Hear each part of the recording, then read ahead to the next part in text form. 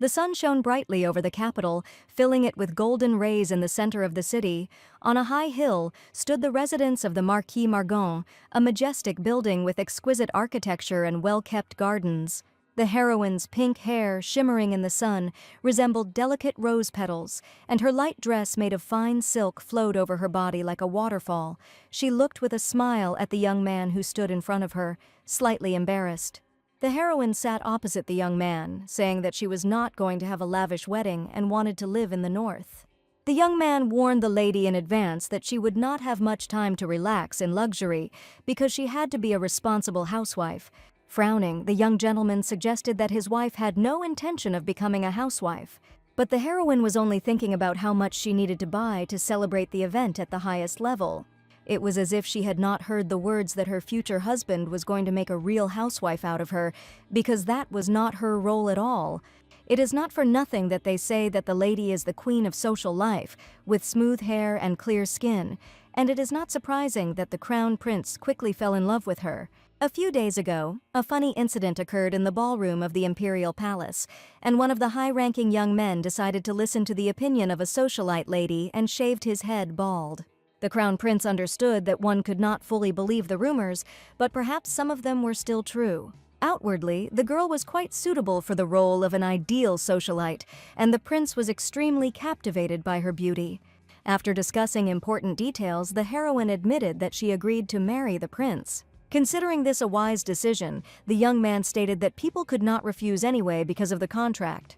The prince was completely confident of his victory, but suddenly the heroine asked who told him that she was going to marry him. And what was his surprise when the lady said that she was going to marry not him at all, but his great father. This story began too long ago, and it all happened approximately 300 years ago. One day, the hero's ancestors decided to make a contract. If any of them ever had descendants, they would definitely be engaged. It was just a joke promise from the old people, but the problem was in the paper itself on which the contract was signed. It was magic paper, and even if you burn it in your head or throw it into the deepest sea, she still returned back to her place, and no one could destroy the contract because it made no sense. The prince told the lady about an important point, because if the contract was violated, a terrible misfortune would befall the family. The originally timid heroine would have succumbed to Gilbert's pressure and would have agreed to his proposal of marriage.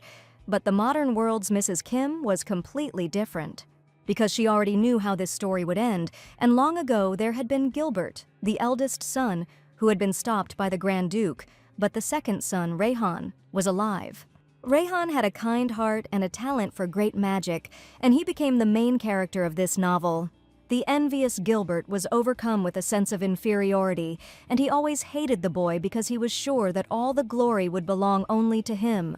It was Gilbert who became the main villain of this novel, and he only dreamed of destroying the young man in order to take his place. Only 1 year passed before Gilbert took as his wife the daughter of a noble and honorable family. Yes, that's right, and the unfortunate woman who became the villain's wife was the heroine Maevia. Her family was on the verge of bankruptcy due to a series of bad investments, and the heroine could not refuse the threat of Gilbert, who decided to take advantage of the family contract. One day, while spending hellish days in the north, the heroine thought that perhaps it would have been better if she had not married at all, and if she had been born again, so as not to repeat the same fatal mistake. But this story will not be repeated again because Mrs. Kim, reincarnated in the body, saved the dying clan, and so much so that the rooms were filled with gold and silver. And now in front of the prince sat not the timid and sweet Maevia, but a lady who could defend her opinion. Having heard that the girl was going to marry his father, the young man was outraged that she was allowing herself to do this, and how he had managed to annoy her so much. Maevia made a surprised face and asked what was wrong, since she was just trying to fulfill the terms of the contract. The lady smiled and replied that she was genuinely interested in his father as he had raised such a wonderful man and she would very much like to meet him. And most importantly, his father was still single, and Maevia was sure that it was with him that the contract should be concluded. She asked the prince to look at one point where it was stated that there was no limitation on age, social status, or other factors. Although the prince carefully looked through the entire contract, he did not notice that there was actually something like that there. Not understanding what this woman wanted to get, the young man became indignant because everyone in the empire knows that the Grand Duke is an old man. The prince asked what she wanted, dresses or jewels, and how greedy she had to be not be satisfied with the title of Grand Duchess. The prince also assumed that the lady was probably behaving this way because of his origin, and that alone was a significant reason. Manhwa had no intention of tolerating the young man's rude behavior and asked the maid to take Sir Gilbert away, even though he had not yet finished his speech. At parting, she asked him to convey her greetings to the Grand Duke, calling the prince his dear son. The prince was extremely outraged by the behavior of the young lady, and he did not understand at all why the lady decided to behave this way. The Grand Duchy of Kalaki, located in the north, was known for its harsh winters and majestic landscapes. The snake, with scales shimmering with all shades of emerald and malachite, slowly wrapped itself around the lion, and its movements were graceful and careful. The snake crawled up to its master and asked in a human voice how long he was going to sleep. Edis Kalakis was the lord of the northern lands, and everyone knew him as a serious and irresponsible lazy person. But even compared to Gilbert, this devil-like man was much better for the heroine. About 10 days ago, a young man came to the heroine's palace on the orders of Mr. Gilbert. 7 days ago he came again, and all this time he was asking if Lady Manhwa could appear today. Then the young man came again and with tears in his eyes asked the lady to meet Gilbert at least today. Every day he hoped that the lady would agree to meet with the prince, but she refused, and the young man understood that he would hardly be able to fulfill the assignment. Mrs. Manhwa sat at her desk in her cozy office, enjoying her morning dessert, each piece a true work of art, bright strawberries and raspberries harmoniously combined with a light vanilla flavor. Manhwa cut off a small piece and, closing her eyes, enjoyed every moment, but at that moment the maid ran into the office. Sarah said that Mr. Gilbert had sent a gift, and didn't the lady want to know what it meant? As it turned out, the gentleman sent the lady a basket of chrysanthemums, which Sarah called mourning, declaring that the young man's rudeness had no limits. Looking at the basket of white flowers, Manhwa thought that he probably didn't do it on purpose. Surely white light looks nice, and that is why he decided to send white flowers, because the young man was one of those who consider all flowers to be the same. But Sarah was outraged and angrily declared that in the house of the Grand Duke, they do not teach even basic norms and manners. Gilbert had a terrible temper, and the lady knew it very well, but instead of sitting down, this morning she suggested to Sarah that they go out somewhere and have some fun, and their main goal was not to return to the palace until they spent all the money. Mrs. Manhwa always bought her clothes in the most expensive salons of the empire, and when she arrived, the employees were busy only with her, and closed the store for everyone else. After all, it was a great honor for them to serve Lady Manhwa herself, who was the eldest daughter of a famous Honorable Morgan family. In one of the fashionable salons, the lady gathered her lady friends, and the employees were incredibly happy that they were visited by a respectable lady of the empire. The aristocrats were incredibly happy that Mrs. Manhwa invited them to the fashion salon to choose their outfits. The third Marquis's daughter, Charlie, admitted that she was just thinking about what to wear for Monica's birthday. In response, Manhwa smiled and stated that she was incredibly grateful to the girls who agreed to join her today. One of the nobles felt terrible remembering her last birthday, but now she could calm down, and Manhwa invited her to choose a dress with her. Once at a social reception, a lady tried to disgrace an aristocrat who did not like her dress at all. This time, Manhwa asked Charlie not to worry, promising that Monica would pick out an outfit that the lady wouldn't even be able to squeak. At the same time, a respectable lady drove up to the salon, but the employee told her about a client who had come here earlier and booked the salon, but the lady was sure that she could come at any time. The lady was outraged, since before she could come at any time, and the doors of the salon were always open for her. The employee assured that there were already visitors inside, but the lady was sure that everything was in perfect order, and judging by her voice, her friend was in the salon. The lady with the long red hair was the eldest daughter of the third Marquis Elaine, named Monica, and she declared that the person in the salon was definitely her friend. Monica resolutely entered the salon, although the employees did not let her in, and seeing her, Manhwa asked if something was wrong. When she saw Charlie, she burst out laughing and declared that no matter how much a lady spent on a dress, without a sense of style, it would be worse than a rag worth 1 silver coin. Charlie replied that the lady had agreed to help her with her choice, and perhaps Monica should not forget her nose where she was not asked. But the self-confident lady sat down between the two aristocrats and, taking a book of dresses in her hands, declared that since this was the case, she would help Charlie choose a decent dress. Looking at the lady, Charlie admitted that she didn't need Monica's help at all, but she was sure that her excellent taste was not to be doubted at all. She called Manhwa too beautiful, so the lady would look good even in a sack of wheat, and asked Charlie to trust his taste. Although Monica was described as a villain in the novel, she is actually quite nice. She just doesn't know how to be honest with other people. And shortly after the transformation, due to the fact that the heroine became Manhwa, she probably changed the course of the novel and the characters of the main characters. Monica looked through the catalog and settled on a gorgeous dress, but insisted that bright, feminine outfits would suit Charlie's faded appearance best. Charlie found these dresses a bit pretentious and said they did not suit her taste or style at all. Holding the catalog in her hands, Monica angrily declared that Charlie should just try on some of the dresses first and then draw conclusions about them. Lady Manhwa decided to intervene in the conversation, and touching a lock of Monica's luxurious hair, she invited her to try on the dress that she had offered Charlie. The lady thought that this dress would go well with Monica's bright hair color, and probably should. Monica didn't particularly like this style, but if Mrs. Manhwa insisted, she agreed to try it on. Manhwa looked like a sweet lady who tried to cope with Monica's capricious character, and the aristocrats even jokingly called it training.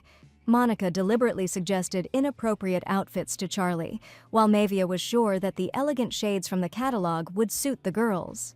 While Manhwa was asking Charlie to try on a suitable dress, Monica realized that it seemed like the rumors were true. Many heard that Sir Gilbert proposed to the girl, and Monica asked if the lady had refused him, and probably she decided to show herself from a good side. Everyone knew that Gilbert was the son of a Grand Duke, but no one knew whether Monica had just told the truth. The lady laughed and told how she had to decline the great lord's offer, as expected. Although Gilbert looked noble, Monica knew he was an adopted son, and she found it funny to see him trying to act like a real aristocrat of noble birth. Charlie noticed that Monica was acting too brazenly, and her expression was being denigrated through other people. After Charlie's words, the lady became indignant because she was sure that Manhwa deserved more, and if she got married, she would have to go to that barren north. But after listening to Mrs. Monica's opinion, the heroine asked her not to worry because she had the right to decide her own fate. The heroine Manhwa was no longer that insecure and weak lady, and now she was ready to stand up to even the famous Monica. Because now she was going to live very happily in a cozy server where her husband looked only at her. The lady said that she was not feeling well and therefore decided to go and try on the outfits first. But the heroine's soul was tormented by the fact that in the end everything would repeat itself again, no matter how much effort she put in. In the original novel, Monica said nasty things about Gilbert every day, considering him the most terrible person. Slander began to be considered the heroine's words, and as soon as she accidentally nodded, everything ended in a beating. But one day this was not enough, and Monica decided to climb into his bed. It would have been better for both the heroine and Monica to never have met such a scumbag like him, and that is why Manhwa tried to change her fate. Manhwa calmly went to try on her new dress, but suddenly she heard a familiar voice behind her. It was Prince Gilbert who decided to visit the fashionable salon, and he probably really wanted to meet the lady whom he considered his future wife. She sighed, knowing that Prince Gilbert had come again, and despite all her attempts to avoid meeting him, he would not leave her alone. Manhwa felt irritation boiling inside her. She didn't want to meet the prince, and their conversations always ended in misunderstanding. Her heart was drawn to freedom and independence, and Gilbert, though a noble man, represented everything she wanted to get away from. Lady Manhwa felt a surge of anger and disappointment, and her heart had long been determined to go her own way. All this time the lady had been lying to the gentleman that she had a high temperature, and now she confessed that if she couldn't buy a new dress, the illness would definitely get worse, and since there was no medicine, what else could she do but go shopping? The young man only laughed in response, and the heroine thought he had gone completely crazy, although he had never been normal from the very beginning. He was sure that Manhwa just wanted to see him angry, and that was why she was acting like that. He still couldn't believe that she was going to marry his father and that she was really saying it, but now the prince grabbed the lady by the hand and asked her not to go too far with her pathetic antics. The prince declared that his patience had run out and he was no longer going to tolerate her impudent behavior. As soon as the heroine lost her vigilance, the prince immediately showed his true face. At that moment, Charlie ran out to help her friend with another aristocrat and shouted to the prince that the lady had clearly made it clear that she did not like him at all. In fact, the young man came to talk to the lady, who, in his opinion, had broken an important promise she had once made. So he asked Charlie in a quiet and polite voice to leave the place for a while so that he could talk calmly with his future wife. But Charlie was not going to back down and said that if the young man did not stop behaving like this, she would have to call security. The aristocrat stood opposite the gentleman and did not allow him to talk to the heroine, and he was extremely angry that everything turned out this way. The young man had already felt contemptuous glances on himself before, and now Charlie was looking at him exactly like that. His young acquaintances also looked at the prince, and one day declared that he should never dare to come with his nonsense again. The boys screamed that Charlie was looking at him as if he were some kind of insect, so he angrily declared that the fly had no right to look at him like that. It all happened near the doors of a fashionable salon, and local residents had already crowded behind Gilbert, while he shouted that he would be the one who would rule the North.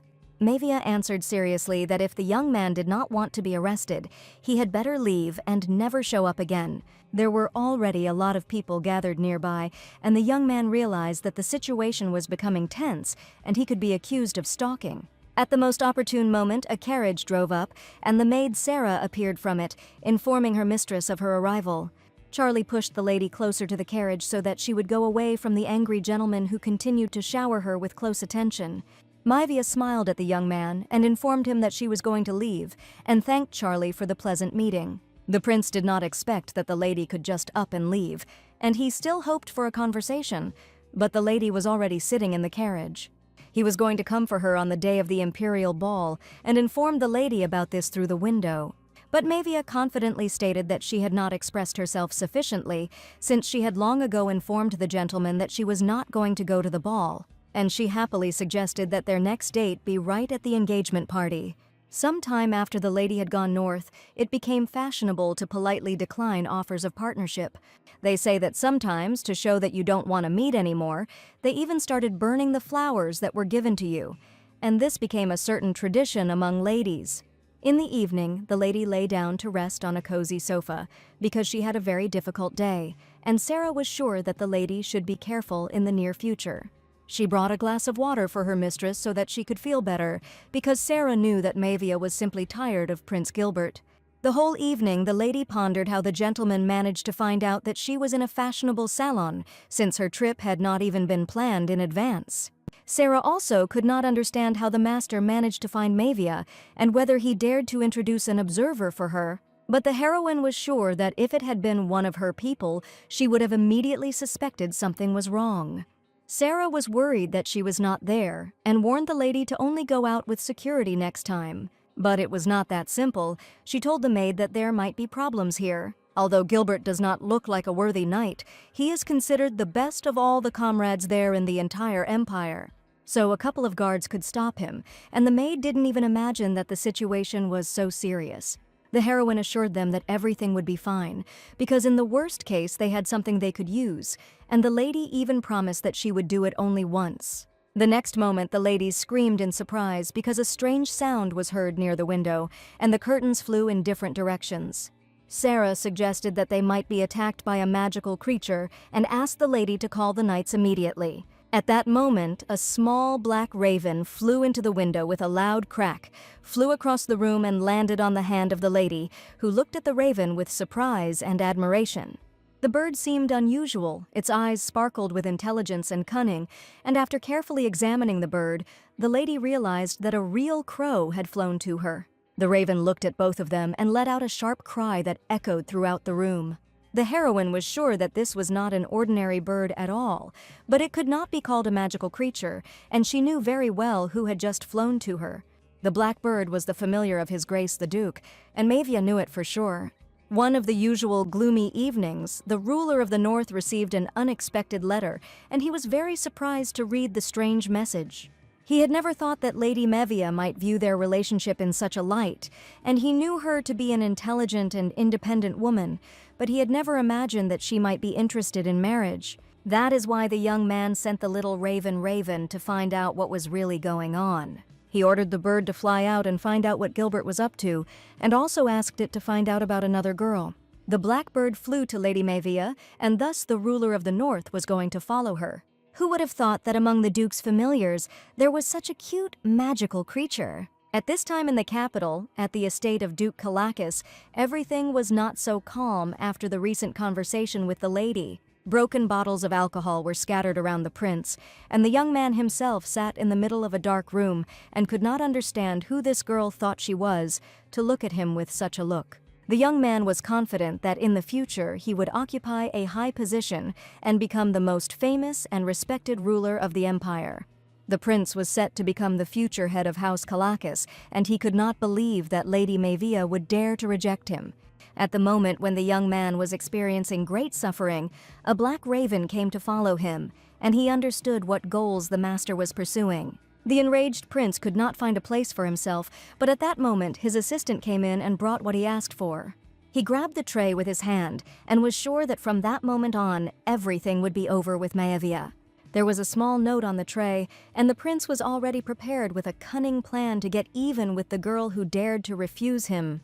All night long, Raven tried to find out the necessary information for the master, and after a sleepless night, the black raven settled comfortably on a soft pillow and fell asleep. The raven was sleeping, spreading his wings, and even despite the lady's voice, he still did not wake up. The lady approached the raven sleeping on the pillow and said that it was time for Raven to get up, and only after that did the bird open its eyes. It was clear from Mavia's enthusiastic mood that she was about to go somewhere. Something interesting was about to happen soon, because the heroine had been preparing for this day for so long, studying that guy to the very core. She knew him much better than he knew himself now, and the lady wanted with all her heart to use Mr. Gilbert to finally put him in his place. She was going to swallow everything, fate and all, and press on the most vulnerable spots of this insidious man.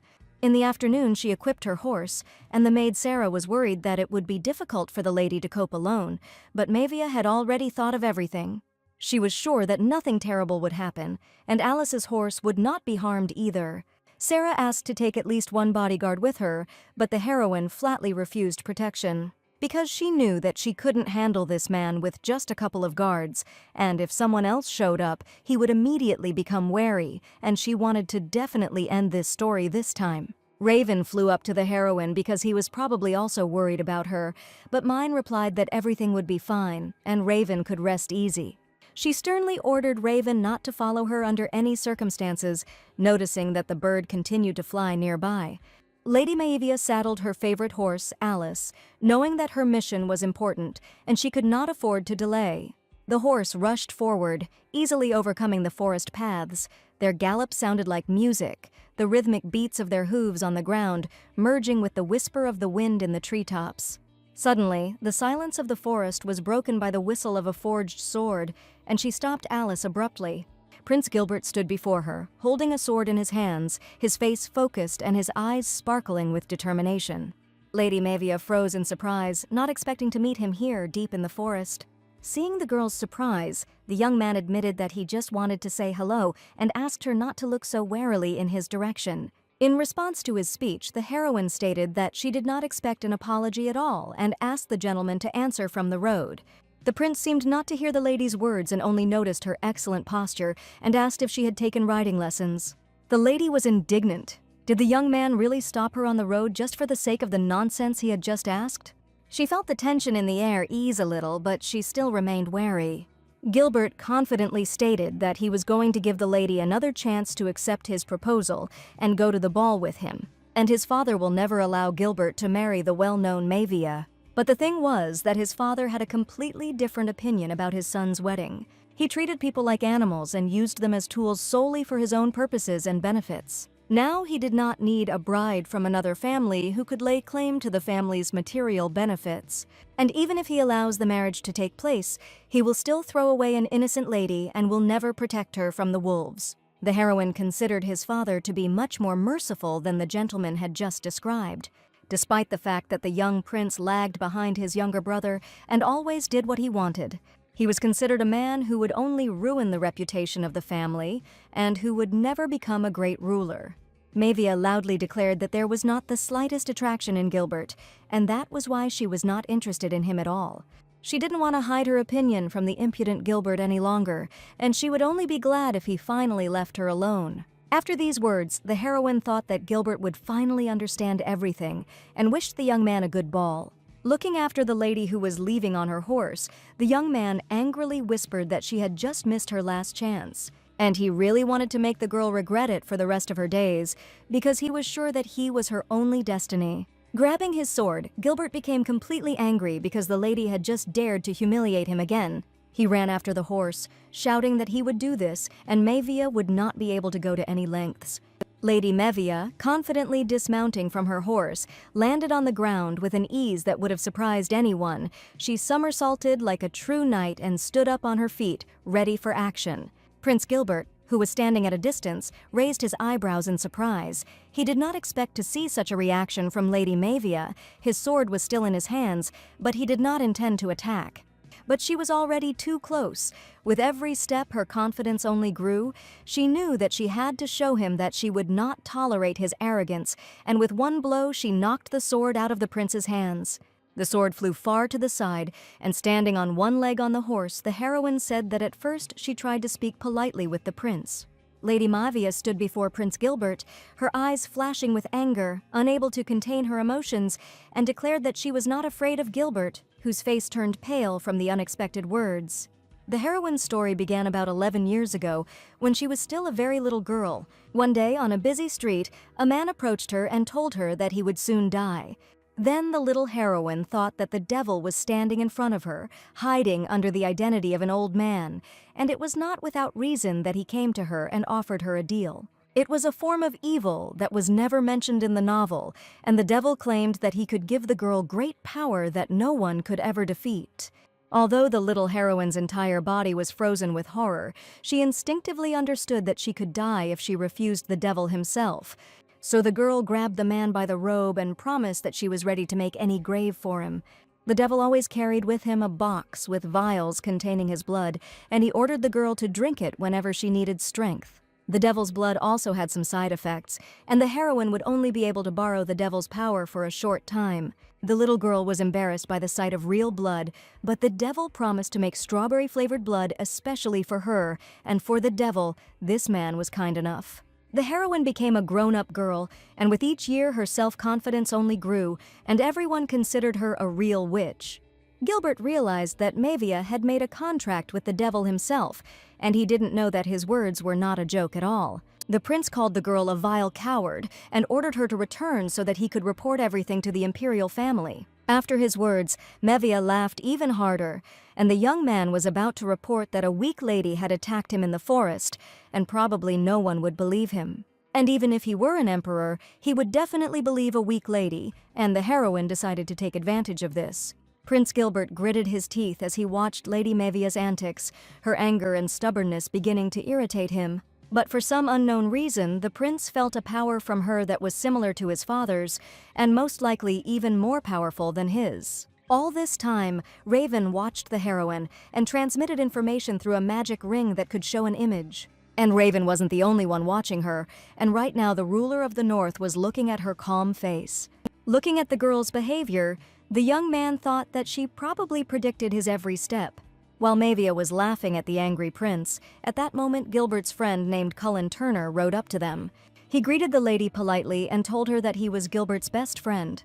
Approaching his friend, he asked what had happened because the prince had promised that he would simply talk to the girl, and opposite her on a horse sat this very Mavia. He laughed and asked to forgive his friend's rudeness, noting that the girl's riding position was very original. At this moment, the lady was sitting on one knee on the back of her horse, and her saddle was completely on the other side.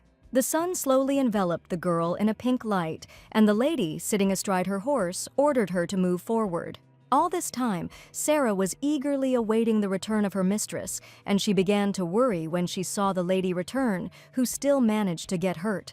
Looking at her leg, the heroine was surprised because her shin was very swollen and red, and it was painful for her to move her leg. She even joked that it seemed that demon blood did not increase stamina, and the maid was worried, and in this situation the mistress would not be able to get to the imperial event, which she was so looking forward to. They say that not only the prince but also the emperor himself will be present at the ball, and the event was supposed to be very luxurious.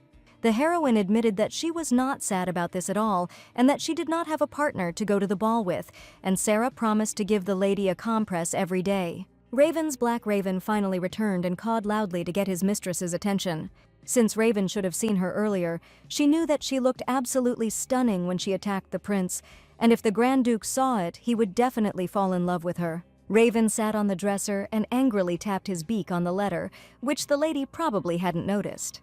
The lady looked at the bird, which continued to peck at the envelope, and asked if the black raven wanted to eat. Sarah said that an invitation had arrived from the imperial palace, and it seemed that Raven also wanted her to go to the ball. The raven actually began to caw throughout the room, and Sarah begged the lady to go to the ball and have a good time there. When the maid realized that the mistress was not going to go to the ball, she almost cried from disappointment. She was sure that it was worth looking at Gilbert, who would probably try to look as good as possible, but the heroine admitted that the person she really wanted to see was unlikely to come to this event. In the novel, the Grand Duke came to the capital only once. Even when his second son was in danger, he did not come. And today Mavia realized that it was very difficult to interest the Grand Duke. Mavia decided that next time she should probably try to hurt herself so badly that Gilbert himself would be forced to call the Grand Duke. Early in the morning, the maid helped the heroine get ready and put on a cute dress so that she could meet her parents for a family dinner. Inside the palace, there was a cozy atmosphere. Dishes with exquisite treats were laid out on the table, and her parents were sitting around waiting for her arrival.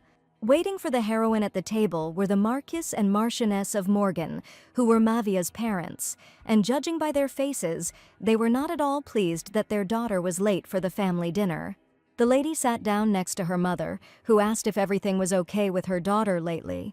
She probably felt that the girl might have some problems, and asked her if something happened to her while eating to keep it to herself, and calmly talked to her parents. After such a noise, it was not at all surprising that they could find out about the affair with Gilbert, and the heroine understood perfectly well that she could turn to her parents for help. But judging by the original novel, the parents were always indifferent to their daughter, and she only had to watch them go.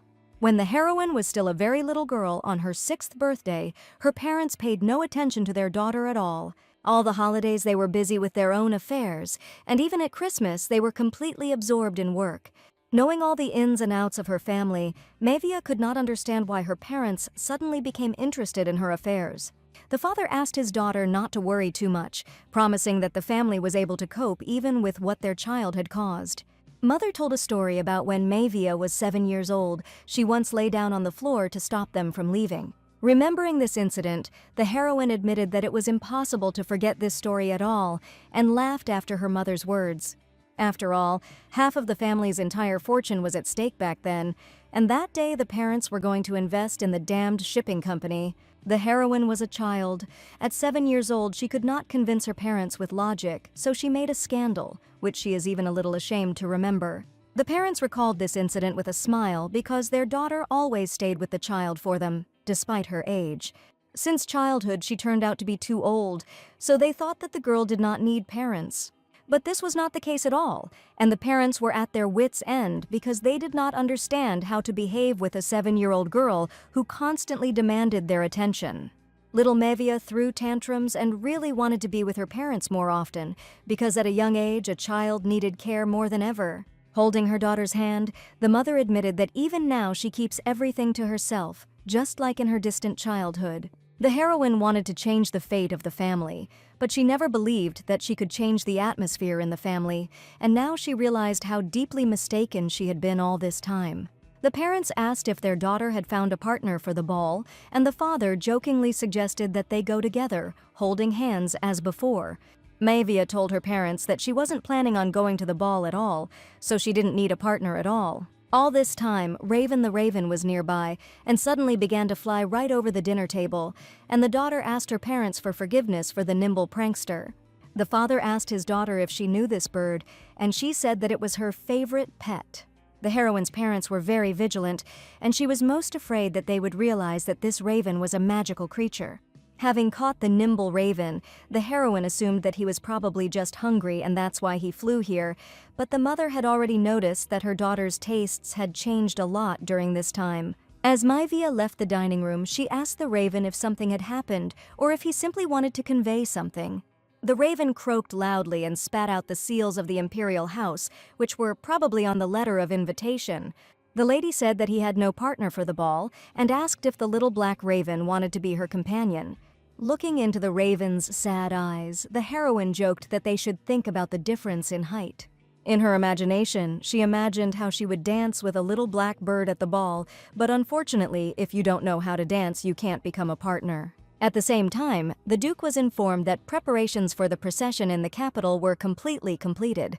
The assistant stood in the ruler's office and wanted to know when he was ready to give the order to depart. Night enveloped the palace of the ruler of the north. The moon shone brightly, reflecting in the snowy expanses, and the stars twinkled like precious stones on the dark velvet of the sky, and a magical light appeared in one of the windows of the palace.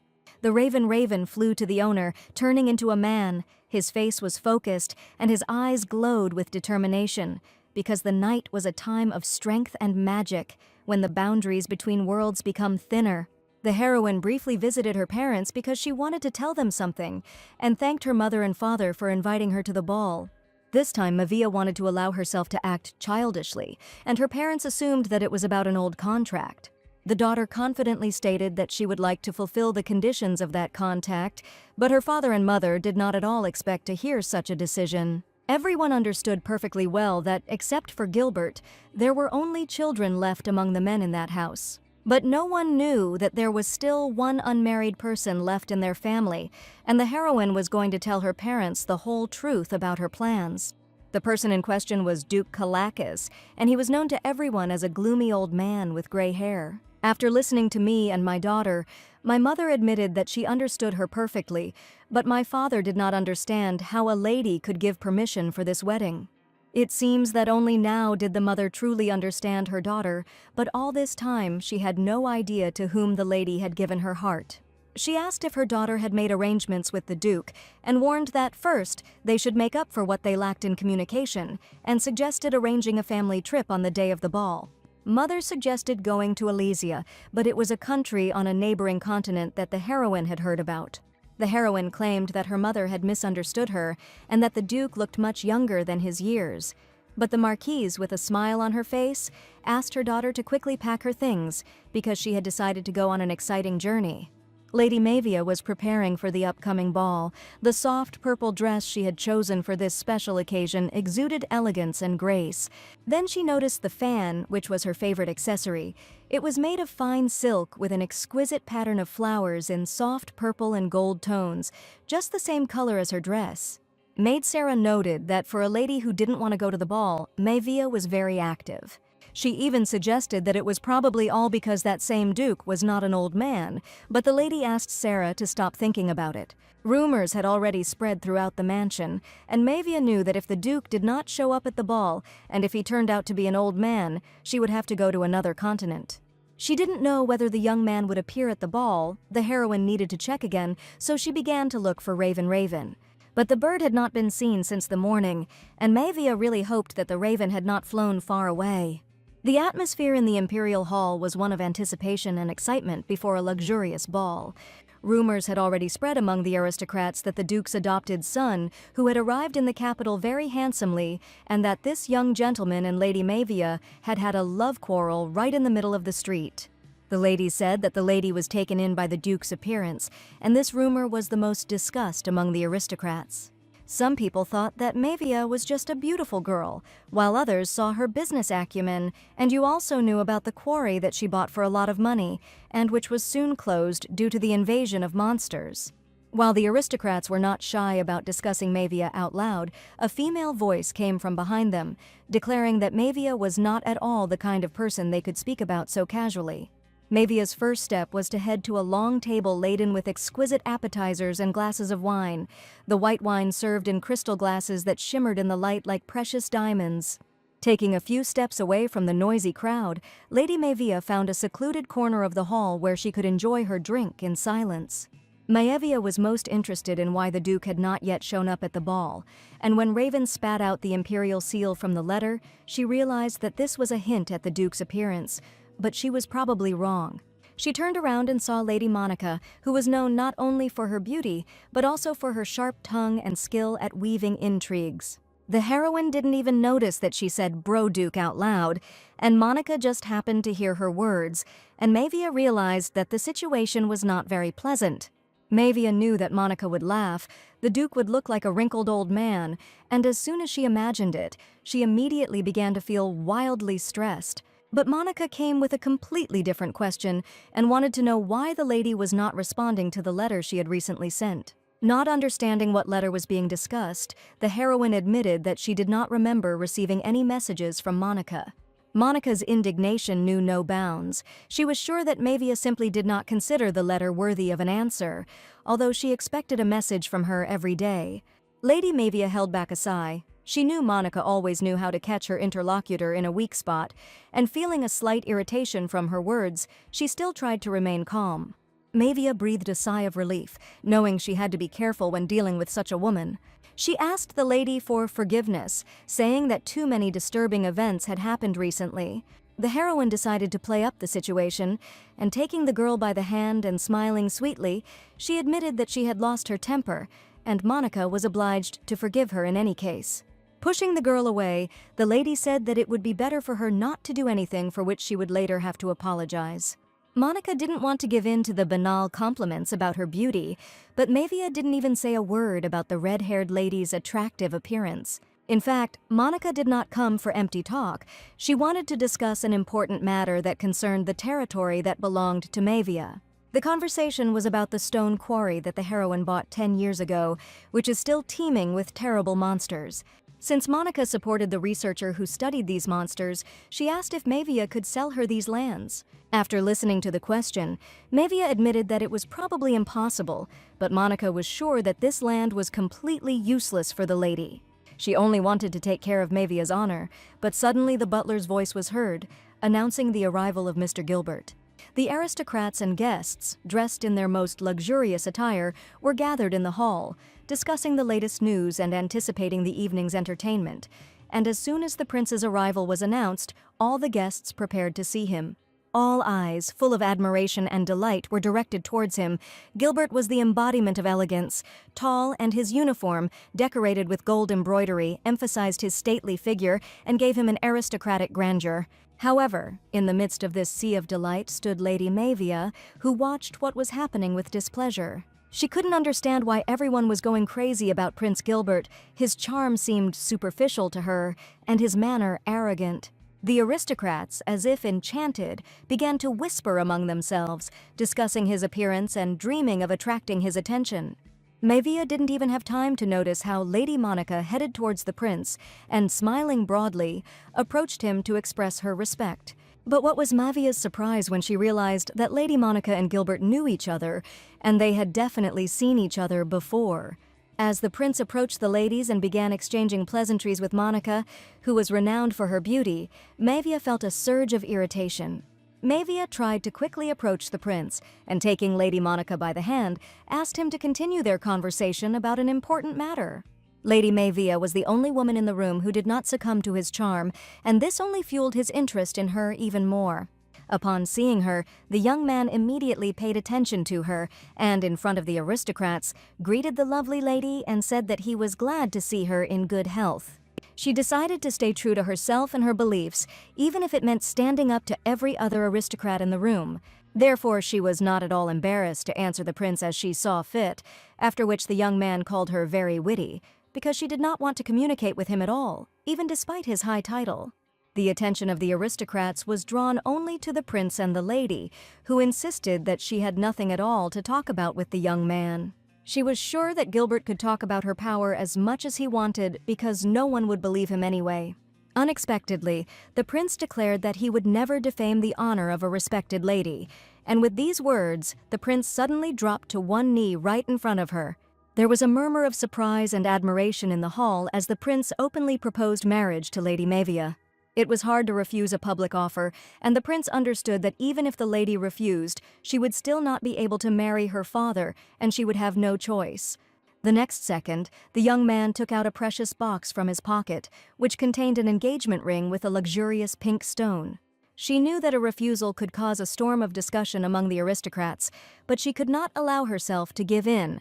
At that moment, she stepped forward and poured red wine directly on the prince's head. There was complete silence in the room, wine running down Gilbert's face, his eyes widening in surprise and shock. The prince slowly raised his head, seeing the bottle in Mavia's hands. Her action became a topic of discussion for many evenings to come. Lady Mavia had challenged Prince Gilbert himself, and had done so with grace and dignity. At this time, the venerable gentleman met with a man whose invitation he decided to respond to. The young man was curious about who the current king was, and judging by everything, not much time had passed since their last meeting.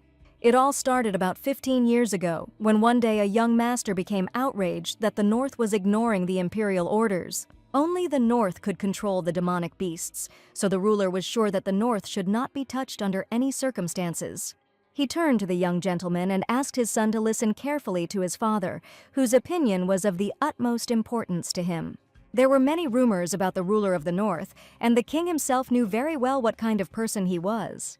And everyone knew that the ruler of the North was not an ordinary person, like all people, and in his soul were kept many secrets connected with real magic. The aristocrats at the ball froze in anticipation of a reaction. Some suppressed laughter, some whispered words of surprise. Holding an empty wine bottle in her hands, the heroine said that she was probably mistaken in her surprise and thought that it was just a dream. The prince shouted that this was the most pathetic excuse, and he could not believe that a mature lady dared to do this in front of all high society, and asked the aristocrats to admit that the girl had acted too rudely at a formal event. But after the prince's statement, everyone realized that the wedding proposal was one-sided, and Gilbert was simply unrequitedly in love. For Mavia, it was a moment of triumph, believing that true strength lies in the ability to remain true to oneself even under pressure. The prince was left standing in the middle of the hall with a wet head and the realization that her game was just beginning. He probably should have been more selective about who he approached, and Lady Mavia turned out to be far from a timid lady who couldn't stand up for herself.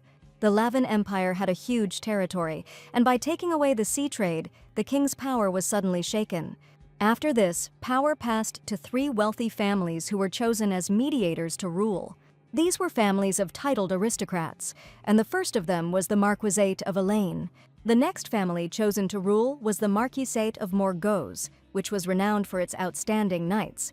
And the last family chosen to rule the empire was the Marquisate of Margona, and it was in this family that the heroine Mavia was located. Among them, the Marquisate of Margon was a family known for its outstanding qualities, which also meant that in the event of a conflict, the likelihood of guilt lay with the opposite side. At that moment, the heroine remembered the words of her parents, who warned that if anything happened, their daughter could turn to them for protection. Observing the scandal that had occurred at the ball, a young man approached the prince and asked the lady to think about Gilbert's reputation, perfectly understanding her feelings. It was Baron Cullen, who probably wanted to stand up for Prince Gilbert in front of the aristocrats. But the heroine confidently declared that the rope that the Baron was holding onto would not save him in the future, and the young man should act wisely. This event was the most unpredictable and the most discussed at the ball, while Gilbert stood in the center of the hall, covered in wine. He stated that there was no one sane here or in the North, referring to all the aristocrats present. Despite the enraged prince, disgraced in front of high society, the heroine continued to laugh in his face. At that moment, an advisor approached the girl and said that His Majesty asked to meet with the lady personally. Surprised, the lady asked again if the young man had made a mistake, since she had not planned any meetings at all. Lady Mavia's heart beat faster. She knew that this invitation could not be simple. The lady nodded in agreement and followed the advisor. A violent storm broke out outside, rain pouring down and lightning tearing the sky apart. Maevia felt uneasy in the gloomy surroundings. Every step brought her closer to meeting the venerable gentleman, and she could not get rid of the strange feeling. The atmosphere was becoming increasingly tense. The young man looked neat, but for some reason that evening his face was distinguished by being pale to the point of blueness. The heroine decided to stop and ask Mr. Advisor why His Majesty had so unexpectedly requested a meeting. The advisor was very worried and admitted to the ladies that he could only tell them one thing. According to him, the heroine had been bringing trouble upon herself all this time, and Maivia was very surprised when she heard these words. Lady Maivia felt a tremor inside her. The storm outside the window seemed to symbolize the emotions and conflicts that raged in her heart. Ignoring the advisor, she heard a familiar voice, and looking towards the gazebo in the garden, she realized that she urgently needed to find out what was going on there. Despite the advisor's persuasion, she promised to return soon and ran in the other direction. There were two people standing in the gazebo, and a lady in a white glove carefully wiped the red wine from the prince's face. The aristocrat allegedly worried that the prince was very offended by the girl's cruel act, which happened in front of everyone. This girl was Lady Monica, and the prince did not understand why the lady decided to help him in a difficult situation. He understood that the support of an aristocrat could not be ordinary, and the girl was probably pursuing her own goals. Monica insisted that she was helping the prince only because she understood his angry state perfectly well. The lady said that she didn't really like Maivia at all, but unfortunately she didn't know that the girl was standing right behind her. Monica told the prince that once she even wanted Maivia to do worse than she did, and sometimes she even wished misfortune on the girl. The heroine did not know whether to ignore the situation, because if she left, it would no longer be an inappropriate relationship, and perhaps the heroes would live happily as a harmonious couple. However, she didn't want to let Monica get away with it any longer, and decided that that was enough. Lady Maivia felt a surge of courage and determination, and this time she could not afford to remain in the shadows and listen to their conversation. Monica turned around with surprise and confusion on her face, and the cunning lady clearly did not expect to see Maivia here. In a serious voice, the heroine said that she would like to give Monica one piece of advice, the first and last. She asked the girl to stay away from the impudent gentleman, and better yet, never meet him again. The prince also turned to face her, his expression changing from surprise to tension, and he didn't know how to react to Lady Maivia's appearance at such a moment. The young man confessed that the girl should not have come here, and he suddenly ran towards the heroine. Monica looked at them both with concern, the atmosphere in the room becoming increasingly tense. And at that moment, Lady Maivia realized that the situation could become a turning point for all three of them. Gilbert's hand reached out to his girlfriend. She realized that she had let her guard down and probably shouldn't have interfered in their conversation at all. Monica started screaming loudly and asking the prince to stop, but no one knew what he decided to do next. But Maivia was calm, and perhaps it was already a predetermined end that could not be changed. She was already prepared for any outcome of events, but at that moment the prince's hand was sharply pulled away by a young man who unexpectedly appeared in the courtyard of the imperial palace. The prince begged his master to let him go, but the young man said in a frightening voice that it was time for Gilbert to go home. None of them expected to see the ruler of the north here, and a young man with pale skin, dark hair, and bright blue cold eyes appeared before them. The descriptions of the Duke throughout the story were quite strange, and it was known that the young man was strong enough to subdue ferocious monsters with ease. He hardly ever left his chambers, and very few people saw him, and those who had even once seen the Grand Duke could not open their mouths. In the long corners of the eyes, as if in the strokes of the devil's brush, there was hidden an extraordinary seductiveness, and this description from the novel is quite sufficient. The Duke's unexpected appearance made her cover her mouth with her hand, because no one expected the honorable gentleman to be here at this time. The prince pleaded that the whole situation was a complete misunderstanding, and for some reason called the Duke his father.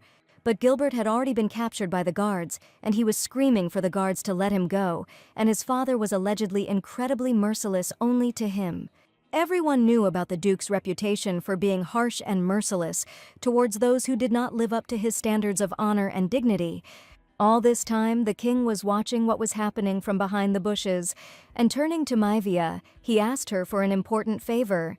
It was he who arranged the meeting with the Grand Duke, and that is why the king asked the girl to tell the master that he left first. This meant that the Grand Duke had personally ordered his adjutant to call Lady Maivia, and she had only just learned of it. The king felt his heart beat faster. He knew that his actions could cause discontent among many, but he did not expect such a sharp reaction from the Duke. The ruler of the north had great power, and even the king himself was afraid of this influential man. Therefore, he quickly ran out of the bushes so as not to meet the cold gaze of the young man, whom everyone was incredibly afraid of. The butler offered to escort Lady Monica, who was very upset by everything that was happening. Suddenly, Mavia and the Duke were left alone, and the lady felt the venerable gentleman's gaze on her for the first time. Sure, the boy looked like the biggest villain, but he probably wasn't so scary that he would run away at the first meeting. And no matter how much the heroine looked at him, the only thought that was spinning in her head was that this young man was incredibly handsome. The Duke immediately asked why the girl had rejected Gilbert's proposal of marriage, since he seemed to be a suitable candidate for a husband. The Duke was not a man who liked idle talk. He immediately decided to find out why the lady decided to marry him, and he wanted to know the real reason. The heroine knew the answer to this question perfectly well, but now she needed to say something else. She couldn't tell the Duke that she knew of a future in which she had not chosen him. In the original story, immediately after the wedding, Gilbert sent the lady north, and the lady could not resist his opinion. 6 months later, he summoned the lady back to the capital with impure intentions, and then the naive Mavia was only delighted by the offer. But unfortunately, she did not know what terrible fate awaited her as soon as she returned from the north and met the prince again. The Duke was sure that Mavia did not need to go to the prince and suggested that she stay in his palace. Then he was the only one who warned the girl of both dangers, but the heroine, on the contrary, was afraid of him. In the original story, the lady did not have a strong character and only cried out of despair. That's why she tried to escape and ended up in the hands of the cruel Gilbert. She was imprisoned in a high tower where the prince mercilessly threw her. But the rulers of the north were the only people who were concerned about the lady and sympathized with her terrible fate. Until the very end, he tirelessly extended a helping hand and really did not want her to connect her fate with the prince. Then the heroine was unable to grab the Duke's hand until the very end and only moved away and was afraid of him. No one understood why the Duke decided to help a defenseless girl, but now the heroine was sure of one thing: if she had taken the Duke then, she definitely would not have faced such a terrible end. Now Mavia knew the course of the affair and was ready to change fate, so when she saw the Duke, she offered to dance together, deciding this time to definitely be with him. The Duke probably didn't even imagine that the girl would ask him to dance at the ball, and it was the first time they had seen each other in their lives. Smiling, the heroine promised to tell about herself during the dance, but of course she had no intention of telling the truth. Now she needed to attract the Duke's attention and arouse his genuine interest in her person, and Mavia was ready to do anything to radically change the course of the plot and make her fate happy. But in response to her proposal, the Duke coldly refused, and the heroine asked if it was really difficult for him to dance and if she could teach him. The young man admitted that this was a troublesome task for him, but the heroine did not understand why he continued to refuse. She was sure that the Duke would immediately agree to dance, but now an awkward silence hung over the heroes. The Duke had just declared his interest in the girl, but suddenly a feeling of laziness overcame his curiosity. In connection with this, the Duke decided to return home and informed the lady about this personally. He also considered further communication via letters too troublesome and suggested ending the correspondence there. This man turned out to be much more picky than the heroine expected, and the Duke seemed to treat everything with apathy and without much interest. Since he had already come, the heroine asked if it would be a shame to leave without enjoying the luxurious ball. Having said goodbye to his mistress, the Duke was about to leave her company, but the heroine understood that he urgently needed to be stopped. She had one last hope left, and making a sweet face, the heroine admitted that she really wanted to dance, but she didn't have a partner. It turned out that this made the young man stop, and Mavia didn't even immediately understand what she had just said. She even managed to get scared that her words were too insistent, but suddenly the Duke asked if one dance would be enough. Not believing her luck, the lady even asked again whether the Duke had really agreed to her proposal. Holding the girl's hand, the young man asked again if one dance would be enough, and looked closely at his interlocutor. Mavia was silent and could not believe that her trick actually worked, and the Duke agreed to dance. They walked out onto the dance floor, where aristocrats were whirling in a whirlwind of music and light. The hall was filled with the sounds of violins and pianos, and the bright lights of the chandeliers created a magical atmosphere. The Duke took Lady Mavia by the hand and led her to the center of the room, and as they began to dance, all eyes turned to them. Calling himself clumsy, the Duke was sure that he was not really a very good dancer, and forced himself to come because he wanted to get to know the girl better. Lady Mavia felt free and happy. At that moment, all worries about the recent events at the ball faded into the background. Since the lady knew how to dance well, she took upon herself the responsibility of directing the dance and decided to ask if the Duke did not hate her. They danced for only a few minutes, and Mavia decided to teach the Duke to dance and did not expect that he did not know how to move to music at all. The aristocrats watched what was happening carefully, but as soon as they felt the gaze of the ruler of the north, they immediately ran away in panic, and a little girl from the crowd even began to cry. Lady Mavia felt a little awkward under the guests' gaze, but she needed to get the Duke's attention. She didn't want the Duke to run away from the ball right now, and she was trying to think of a way to keep him. Suddenly the music stopped playing, but the lady was determined and understood that now was her only good chance. She understood that they could dance without music. The main thing was to feel the rhythm and gain confidence. The aristocrats wondered why Mavia's daughter was dancing with such a man, but perhaps it was the most beautiful dance of all at the ball. Gradually, the Duke began to feel more confident. He began to think less about how he looked from the outside. He was not used to the close attention, and the aristocrats were also wary of the cold gaze of the ruler of the north, which sent shivers down his spine.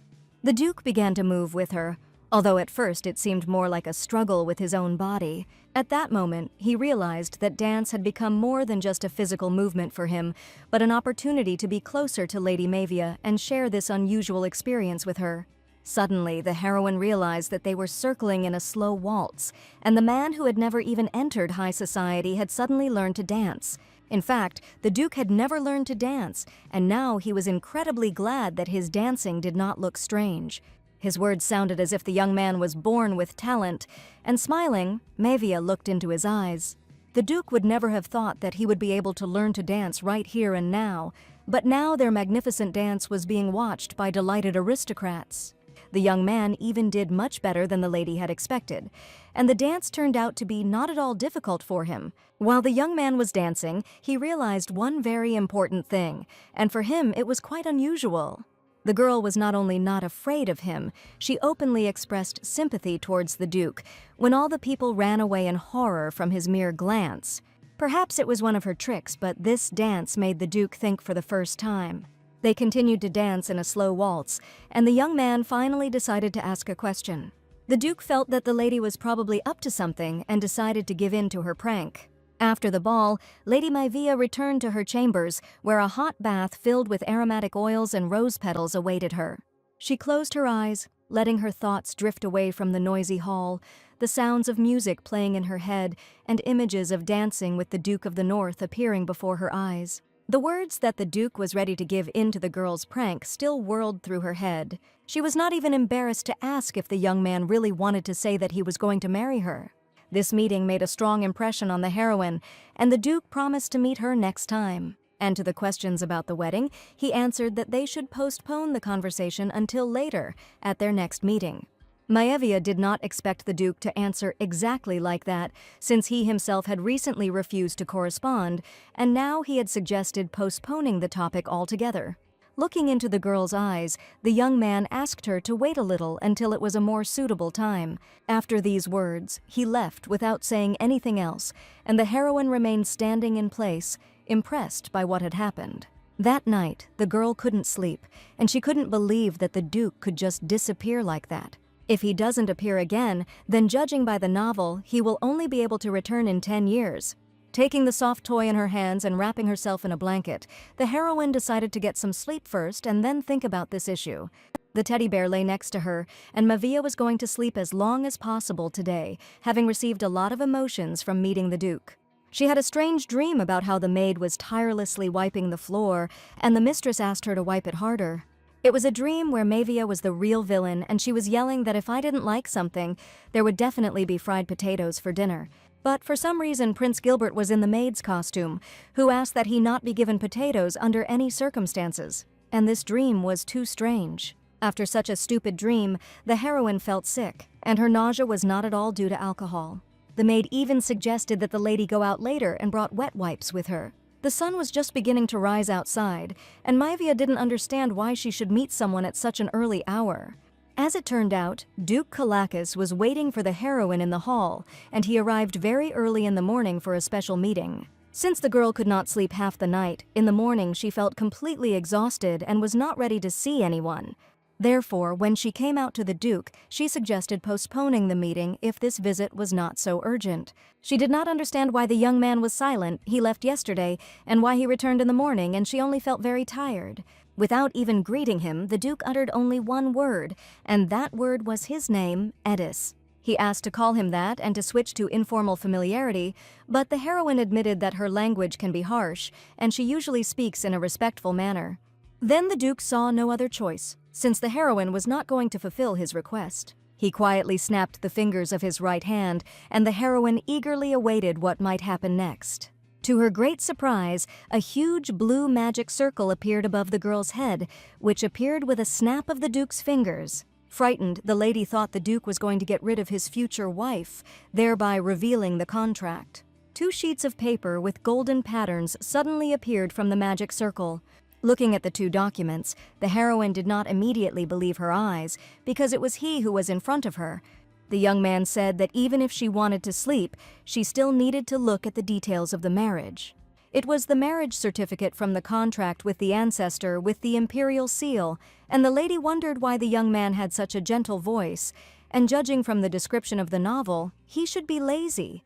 She had the feeling that the Duke was not persuading a person, but a cat or a dog, and perhaps this was because he had supernatural powers.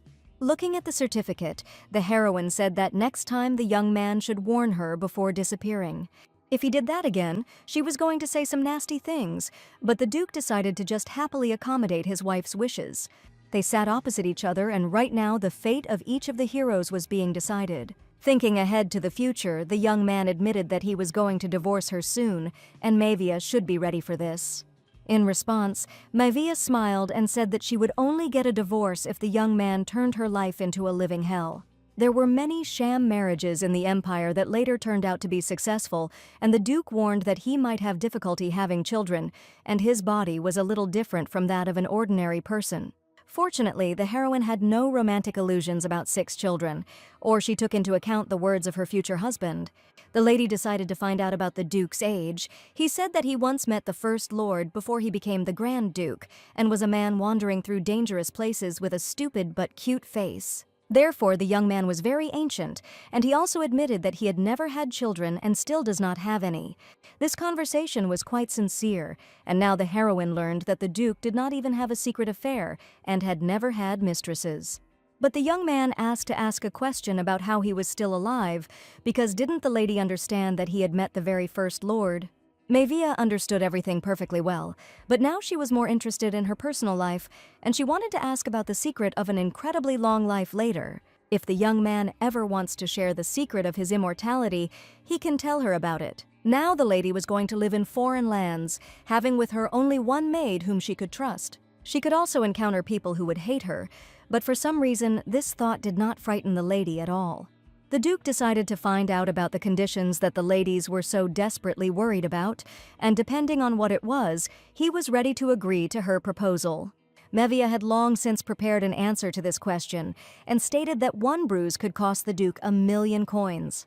Minor injuries cost 1,000,000 coins, burns will cost 50,000,000 coins, and fractures or amputations may be completely beyond the Duke's means. Also, a clause about death was added to the marriage certificate, and the heroine laughed and asked if the young man was ready for this. She pointed to a point in the document, but the Duke's gaze began to become tense. The Duke sighed, and was surprised at the terrible opinion the heroine had of his lands, which she had never even visited. Perhaps her words sounded funny, and what great heroine could suffer while living in a grand duchy? The lady was not an ordinary duchess, and in the future she was going to take over a place that had remained vacant for too long, and perhaps someone might like the unplanned arrival of a new power. Mavia was one of those who prepared for all possible outcomes of a situation, and that was why she asked the Duke to think of it as insurance.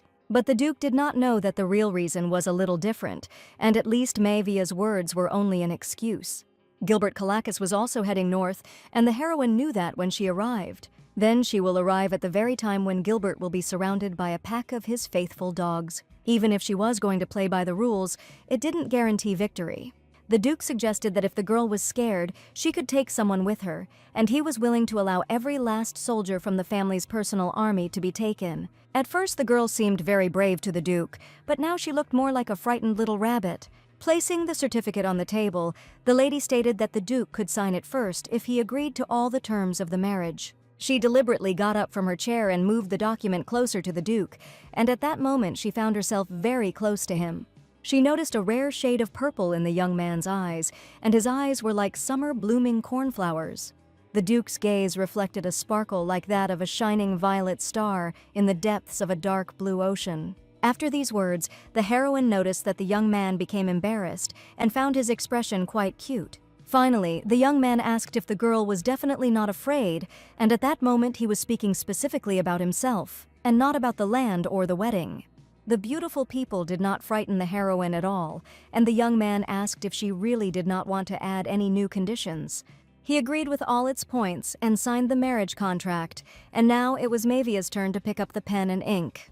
The heroine signed the marriage contract anyway, and after her signature, the paper suddenly caught fire, and it looked like real magic. She knew about the document's subsequent combustion after signing, but she had never seen it in person, and this spectacle felt completely different.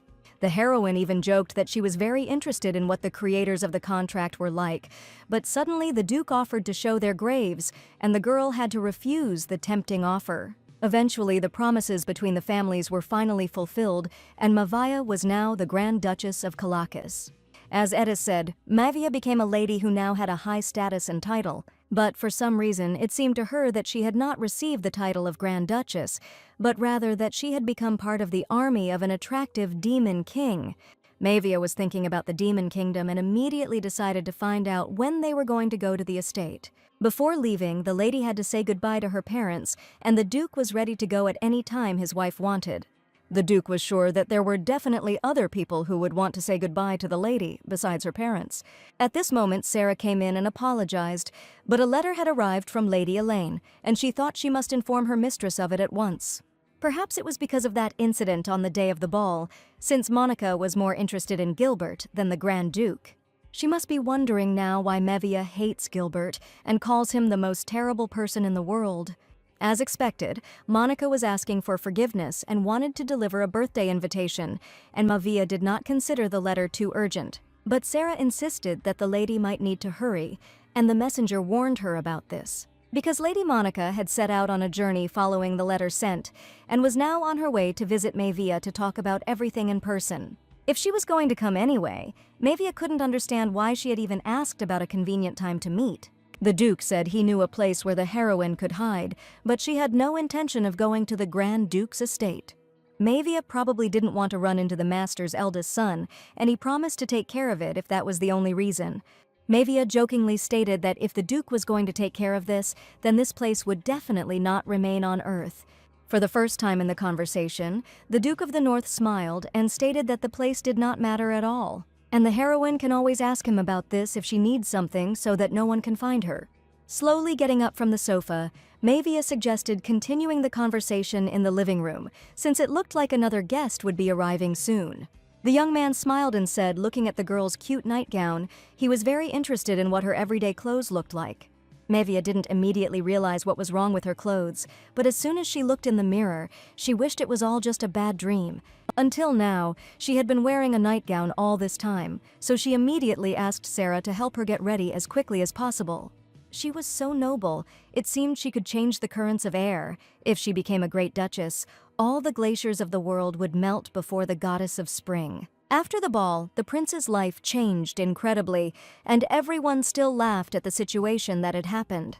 People told each other how Lady Mavia had refused the gentleman when he proposed marriage to her. The ballroom was in complete chaos. Lady Mavia was dancing with his lordship, and no one could understand how such a beautiful flower could get involved with the Duke of the North. Everyone was sure that it would be better if she married the second master, the one who was more than a century older than her. The two young men discussed the matter, and one of them wondered if someone so fragile and innocent could bear a relationship with a duke. The prince felt angry all these days, and it seemed to him as if everyone around him had gone mad. As soon as the prince heard Mavia being called fragile and innocent, he found it so funny that he simply couldn't help but laugh. He asked the hero. He probably wasn't interested in who she really was, and the principal could tell everything about the new Grand Duchess in detail.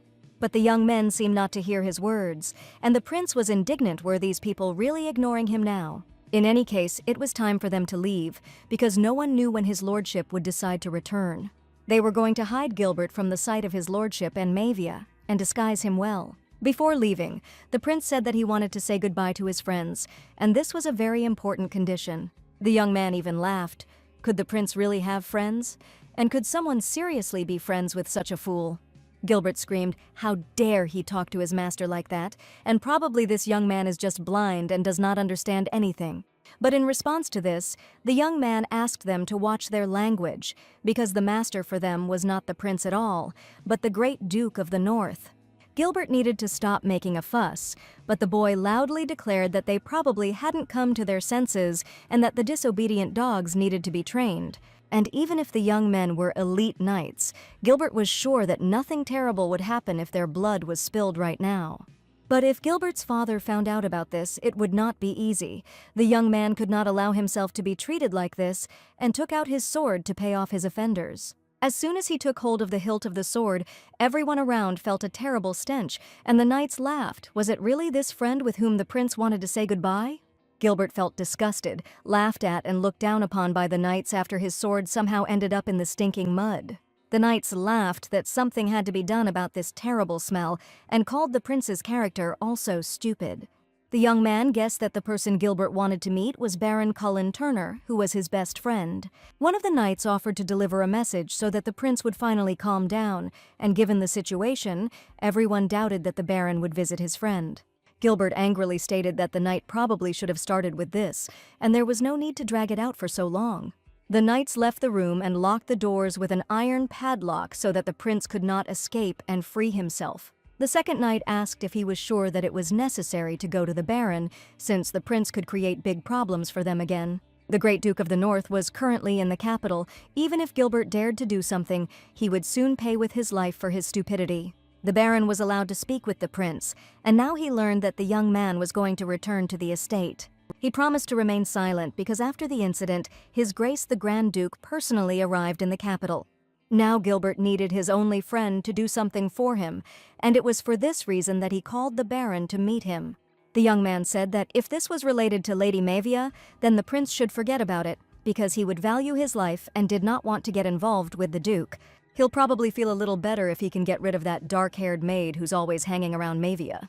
The Baron pretended not to hear these words because Mavia was not the kind of person who would just sit idly by while her trusted people were touched. So after the prince's words, he was convinced that the young man could no longer think sensibly, and it was probably time for him to switch to the other side. But suddenly Gilbert started talking about a joint business in the north, and he heard that the Baron was unhappy with the distribution of profits. The man asked if the prince dared to threaten him in such a situation, and decided to raise the topic right now. The Baron had helped the prince more than once, and even knowing this, he did not take proper care of the young man, but now he offered to become more generous. And he said that he would gladly share part of the profit with his friend, and would in no way offend him if he were able to fulfill his request. Placing his hand on his friend's shoulder, the prince asked the Baron to do him one last favor, and declared that it was incredibly important to him. There was a misunderstanding in Margon's living room, and the heroine could not understand how she ended up in just a nightgown and spent the entire conversation with the Duke in it. Mavia felt awkward because she went out to Edis without even realizing what she was wearing because she was half asleep. She told the Duke that she had simply forgotten to change her clothes, and that was absolutely not something the Great Lord would think about. Mavia did not want the young man to misunderstand her, but in response, the Duke only asked him to forget about the strange incident. The lady was finally brought a mug of hot drink, but no matter how much she looked at it, it did not look like what she ordered. For some reason, the drink was rather strange, but the heroine clearly remembered that she had simply ordered an Americano. Mavia didn't want to find out anything, and decided to just drink a hot drink to finally perk up in the morning. From the girl's surprised face, the Duke realized that something had probably gone wrong and decided to ask about it. Suddenly, he got up from the sofa and declared that the girl had been lying to him since the very first day of their marriage. To the lady's great surprise, the Duke went somewhere and asked Mavia to wait for him a little. For some reason, he went to the kitchen, where there were just a lot of products for making any tasty drink. Quietly opening the door, Mavia decided that she should definitely take a look, and saw the Duke standing in the kitchen. The heroine saw how the Duke took off his jacket and put on a kitchen apron instead, carefully tying it at his back. Then he took a knife and began to cut something with it, and during this time, he did not utter a single word. The aroma of coffee beans wafted throughout the kitchen, and the Duke carefully poured boiling water into the coffee pot to make delicious coffee. A few minutes later, he had created a culinary masterpiece and had a glass of strawberry latte in front of him. And now, before the lady stood a dessert prepared by the Grand Duke of the North himself, who wished her a bon appetit. The dessert really did look very appetizing, and even Mavia had never seen such beauty before. The exquisitely decorated drink looked just like something from an expensive restaurant, and the Duke really hoped that it would suit the lady's taste. Touching the straw, the lady was about to try it, but she was worried that if it was not tasty, she would still have to pretend that she liked the Duke's drink. As soon as the lady took one small sip, she admired the incredible taste of the drink, and the Duke turned out to be even better than the imperial chefs at their estate. The young man said that if there was a city food that the girl really liked, she needed to be informed about it, and he would be able to prepare exquisite dishes for her. Everything that was happening was different from what the lady had imagined, and she thought that the Duke would still be too lazy to come here. She also assumed that the young man would delay signing the contract, and could it be that the lady had been reading the novel incorrectly all this time? During the ball, the Duke had certainly been very lazy, and she did not know what had made her find it necessary to change, but there was no need to remind him of this. With a happy face, the lady said that she would like a delicious caramel pudding covered with sweet syrup. After a delicious strawberry latte, Mavia and the Duke headed to the palace garden to spend some time outdoors. That friend who wanted to come in the morning would probably not visit Mavia anymore, and she was absolutely sure of it. For some reason, the Duke spoke as if he could see the future, but the young man admitted that he only heard better than others and could hear even the quietest sounds. This was because the Duke was a transcendental being and had quite a lot of abilities. Admiring the young man, Mavia admitted that he had a lot of abilities and that the Duke was probably simply underestimating himself. She couldn't understand why Gilbert was so stupid, because you could learn something just by watching your relative. At first, the Duke also tried to get closer to the young man, but he soon realized that the prince simply looked like his biological father. One day, a terrible incident occurred, and the Duke managed to see what Gilbert did to his mentor. The heroine could not remember anything in the novel about Gilbert's biological father, and could it really have been an unwanted adoption? It was described simply as Edis picking up 2 abandoned children in the desert in the original novel, and Mavia thinking the Duke was just being kind to them. But there is probably a reason why he refused, but unfortunately the young man could not tell all the details. She didn't understand why it was difficult for Edis to give up a person who wasn't his biological father, and whether he was really being threatened by his biological father. The Duke was a powerful ruler, and she couldn't believe that anyone could threaten this man, and there was certainly no one in the novel who was that powerful. If she had known that she would end up in this novel, she would have definitely read it to the end before her transformation. Now, for the first time, the lady thought about punishment. Now she became a great duchess who had enough power to carry out her plans. Suddenly, the Duke asked about the maid Sarah, and Mavia said that she was a close person and had been helping since childhood. But the young man's mood changed dramatically, and he only coldly replied that now everything was clear to him. Noticing the gentleman's wary look, Mavia asked if something could have happened to Sarah, and she was completely unaware of it. It seemed to be Gilbert's doing, and the Duke was aware that the maid had been attacked. The Duke had the ability to see what was happening and admitted that Sarah was now fine and did not look injured. Surprisingly, the maid turned out to be very accommodating and only did what her mistress ordered her to do. After the kidnapping, Sarah begged to be released, and she absolutely did not want to end up in a dungeon with her hands tied.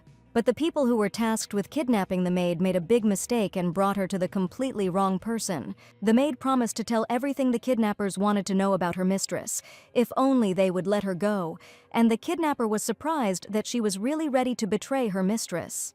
Sarah began to complain about the small salary and stated that she was just a hired maid. The kidnappers didn't even have to bother, and the main one asked Sarah to quickly tell about her mistress. In fact, she was closer to her than anyone else, and the maid really knew everything about her. It would not be an exaggeration to say that she knows the mistress's most secret mysteries, as well as her mortal weakness. Sarah said that the lady had her weaknesses, and she couldn't whistle at all. Falconry was a required skill for an aristocrat, and so Maevia was embarrassed that she had not yet learned to perform such an important action. Since Maevia could not whistle, she could not train the falcon bird, which was extremely necessary for her as a girl of high title. The robber laughed, and he did not expect to hear that the lady's weakness would be so stupid. He considered it a useless weakness, and the maid had one last chance to tell him something truly important. Sarah said that the lady sleeps very soundly in the morning, and therefore they can attack her because she will not even notice anything. Maevia also hates sweet potatoes, cucumbers, onions, and tomatoes, and the robbers may plan to poison her by avoiding these foods. After listening to the maid's words, the robber grabbed his head and considered her words to be real madness, because the crazy mistress had an equally crazy maid. The robbers were tired of listening to the maid's nonsense, and they assumed that killing her would be the best decision, since there were no witnesses around anyway. But suddenly the Duke appeared in front of the robbers, waved his hand and created a magical whirlwind, ordering Baron Cullen to finally stop. The Baron managed to feel a strong blow from a fist on his face, and from surprise he completely lost concentration. He couldn't understand what had happened, but suddenly he saw the real Duke of the North in front of him, and next to him was a lady with pink hair and a sweet smile. The caring lady removed the bag from Sarah's maid's head and apologized for arriving so late. She understood that Sarah was very scared, and the lady really wanted to get home together as soon as possible. Now Maevia knew that Baron Cullen had made the gravest mistake, and the rope he was trying to hold on to turned out to be a rotten life preserver. The two kidnappers decided to escape as quickly as possible, so as not to incur the wrath of the Duke of the North, who was known for his cruel character. The Duke allowed the kidnappers to escape for only one reason: he knew exactly who ordered the kidnapping. And if the lady needs these people, the Duke warned that she can simply say so and he will do everything necessary to punish them. With special respect in his eyes, Edis asked Maevia to tell him everything in detail and promised that if it was in his power, he would do everything to sort it out. Unexpectedly, Maevia asked the Duke to prepare a room for the newlyweds, because that night she was going to come to the residence of the Grand Duke. At last, the maid was safe, and now she and her mistress got into the carriage to return to their native estate as soon as possible. Sarah was not usually so quiet. She had no injuries, but this incident would still remain a trauma for the maid. Therefore, the lady promised to make sure that today's incident would be counted as a work injury for which Sarah would have to be paid. Just a second ago, Sarah looked upset, and Maevia was probably just worrying for no reason. The maid was kidnapped while she was packing her mistress's things, so she was unable to finish the job she had started. But given the circumstances, she had no other choice. But for revealing weaknesses, the lady joked that she would cut Sarah's salary for 3 months. That evening, Maevia met with her mother to talk about some important matters. Mother wondered if Maevia had come to talk about Sarah's abduction, and that must be the reason. Since the Maevia family was quite famous, there was nothing that happened in the capital that they would not know about. Mother knew that her daughter was going to go north, and Maevia told her that she was moving to the Grand Duke's residence that evening, right after dinner. Since her daughter had already made her decision, her mother could not stop her. She also could not stop worrying about her, and Maevia probably had reasons that she could not tell her parents, and the heroine sadly understood that she had no time left at all. After all, the catastrophe that will soon happen in the north can only be prevented in this way. Soon after that evening, Maevia's parents stood outside the gate of the mansion, watching their daughter leave for the distant north. It was incredibly painful for the mother to watch her daughter actually leave. Because she was so young, she was very worried whether everything would be okay with her. Holding an envelope in her hands, a maid suddenly approached Mother and said that the lady asked her to give the letter when she left. And it seemed that Maevia understood that her parents would worry, which is why she left a farewell message. After her daughter left, the mother decided to read the letter, which was addressed to her dear mom and dad. In it, she asked that after leaving for the north, he exert some influence on Baron Cullen's business for her sake, and that was her only request. Maevia wanted the man to go bankrupt and work in the mines, and she was sure the Baron deserved to lose all his savings. The daughter promised to invite her parents to the north every season, and asked her mother and father not to be too sad after her departure, but now they decided to trust their son-in-law. They were sure that Maevia was safe. Still, he is the one their daughter chose, and they will only be glad if Maevia is happy with her new husband, even in the far north. The carriage, together with the maid, headed along the forest paths to the estate, and it was already slowly beginning to get dark outside. Looking out the window, Mevia saw majestic mountains, and she had never seen such a place in the capital. The north was difficult to reach, and Sarah began to worry that her mistress would be given rock-hard black bread or forced to clean in icy water. Laughing, Mevia said that it definitely wouldn't happen, but she was prepared not to expect a warm welcome for the unplanned Grand Duchess. And if something like that happens, Mevia will immediately understand if Sarah loses her composure even a little. Finally, the heroines arrived at the residence of the Grand Duke, which was located in the capital in the heart of the cold north. The Duke certainly had a grand residence, and as soon as Mevia arrived at the palace, she was amazed at its incredible size. But Lady Mevia did not even expect such a reception, and as soon as she got out of the carriage, she was immediately very surprised, because in front of her stood columns of respected knights, and their commander met her.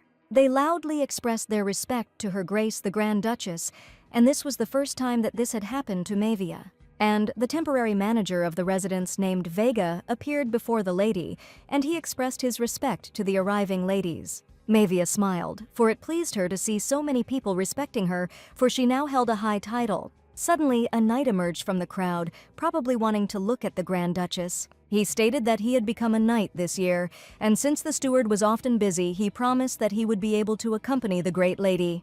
Sarah even wondered if the lady had sent them a gift in advance, but the lady did nothing at all. The punishment was not long in coming. The knight stepped out of line. They were outraged that they did not even manage to congratulate the lady who had officially arrived. But the knight seemed to have been waiting for this all day, and he didn't care at all that he had just been punished in front of the Grand Duchess. A wonderful surprise had been prepared for the lady, which she definitely could not refuse, and this place with the best sunlight, moonlight, and morning dew was on the 3rd floor. Also, a special luxurious bed with gold-carved inserts was prepared for the Grand Duchess, lying down on which one could feel as if one were on a soft cloud. Probably they prepared the best for the girl, and the young knight could not contain his emotions. Since he had already managed to tell the lady about the soft and cozy bed, after that the knight realized that his surprise had just failed.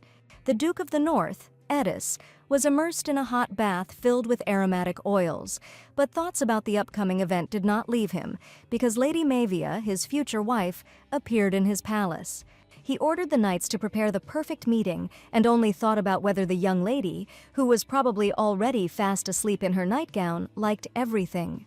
Tomorrow would be the beginning of a new chapter in his life, a chapter with Lady Mevia, and he was determined to do everything he could to make this chapter a truly happy one for both of them. After a hot bath, Edis decided to head to his room and was sure that by this time Mevia should already be asleep. Duke Edis quietly opened the door, trying not to make a sound. The late night had enveloped the castle in silence, but when he entered the room, his heart sank. Edis stood for a moment on the threshold, not believing his eyes, and he was sure that he had mixed up the rooms. Lady Mevia sat on the bed, her fair hair falling softly over her shoulders, and in the dim light of the fire, her face looked especially gentle and attractive. Seeing the lady, the young man hastened to apologize, and was sure that he had clearly mixed up the room, but Mevia asked the young man to stop, because he definitely had not mixed up the rooms. More logically, the marriage room that the lady requested should not have been separate. Smiling, the lady asked the young man not to run away under any circumstances, because they could just go to bed and hold hands sweetly.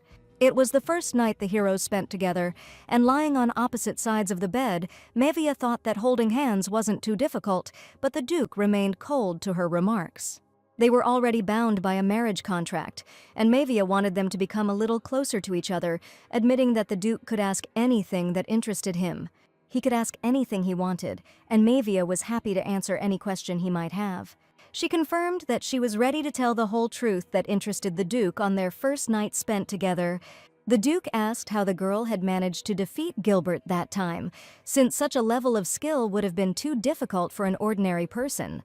Mevia did not intend to hide it, and told that in fact she had drunk the blood of the devil back then, and it was she who had given her magical powers. The heroine had made a contract and received the blood of the devil, fairly and honestly, with due conditions. The Duke had not expected his wife to be involved with the devil, but Mevia assured him it was just a simple deal. In exchange for guarding the devil's grave, she received demonic blood, and the heroine was sure that she was just lucky then. I doubt that she will be able to use it next time. The devil that Mavia made a contract with looked like an ordinary person, and he himself proposed to make a deal. Maevia asked Edis to bend his ear, and after she whispered something to him, the young man even suggested that he had probably heard his wife wrong. The girl also had questions that she wanted to know the answers to, which is why she whispered them in the gentleman's ear. She wanted to know what Edis's measurements were and who he considered his ideal in terms of appearance. For Mavia, these were the usual questions that would definitely be asked on the wedding night, but after her words, the young man became noticeably sad, and not intending to answer such questions, he said that it was probably time for Mavia to go to bed. The heroine never managed to get close to Edis on their wedding night, and the Duke of the North still remained cold towards her. Lady Mavia awoke in the Duchy of the North, and the first morning in her new home filled her heart with excitement and anticipation. The maid Sarah was carefully combing her mistress's hair, and Maevia noticed that the girl's hands were shaking very badly, and she herself was completely confused. The lady even offered her help, because she understood that it was probably difficult for the maid in the new place. Sarah was more scared than usual, and perhaps it was because they were in a confined space. It was like comparing a lion in a cage with a free lion. Edis felt the urge to take care of Mavia and make this morning special, so he asked the maid to give him his comb. Edis walked up to the lady and began to carefully comb her hair, doing it slowly and carefully, trying not to cause her discomfort. Lady Mavia enjoyed the first moment of intimacy. When he finished styling her hair, she looked at him with gratitude. She felt that ever since they got married, the Duke considered her his lady, and the heroine was even interested in how far he would agree to go if she asked him. Perhaps the Duke should choose clothes in a different color, and due to his fair skin, any shade would suit him, a formal brown or blue suit to match his eyes. Mavia imagined that if the boy was a pink bow tie, it would accentuate the color of her hair, and such an elegant suit would also be interesting. So the heroine hurried to find out why the Duke always wore only black, but for him, choosing other colors was simply tiresome. The young man was also sure that other colors did not suit him at all, and that was why his wardrobe consisted exclusively of black suits.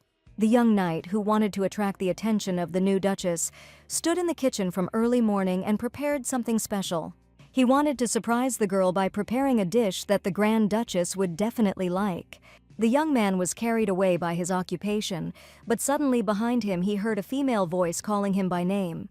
Lady Mavia entered the kitchen and decided to find out why the knight decided to cook something, since this duty belongs to the cooks.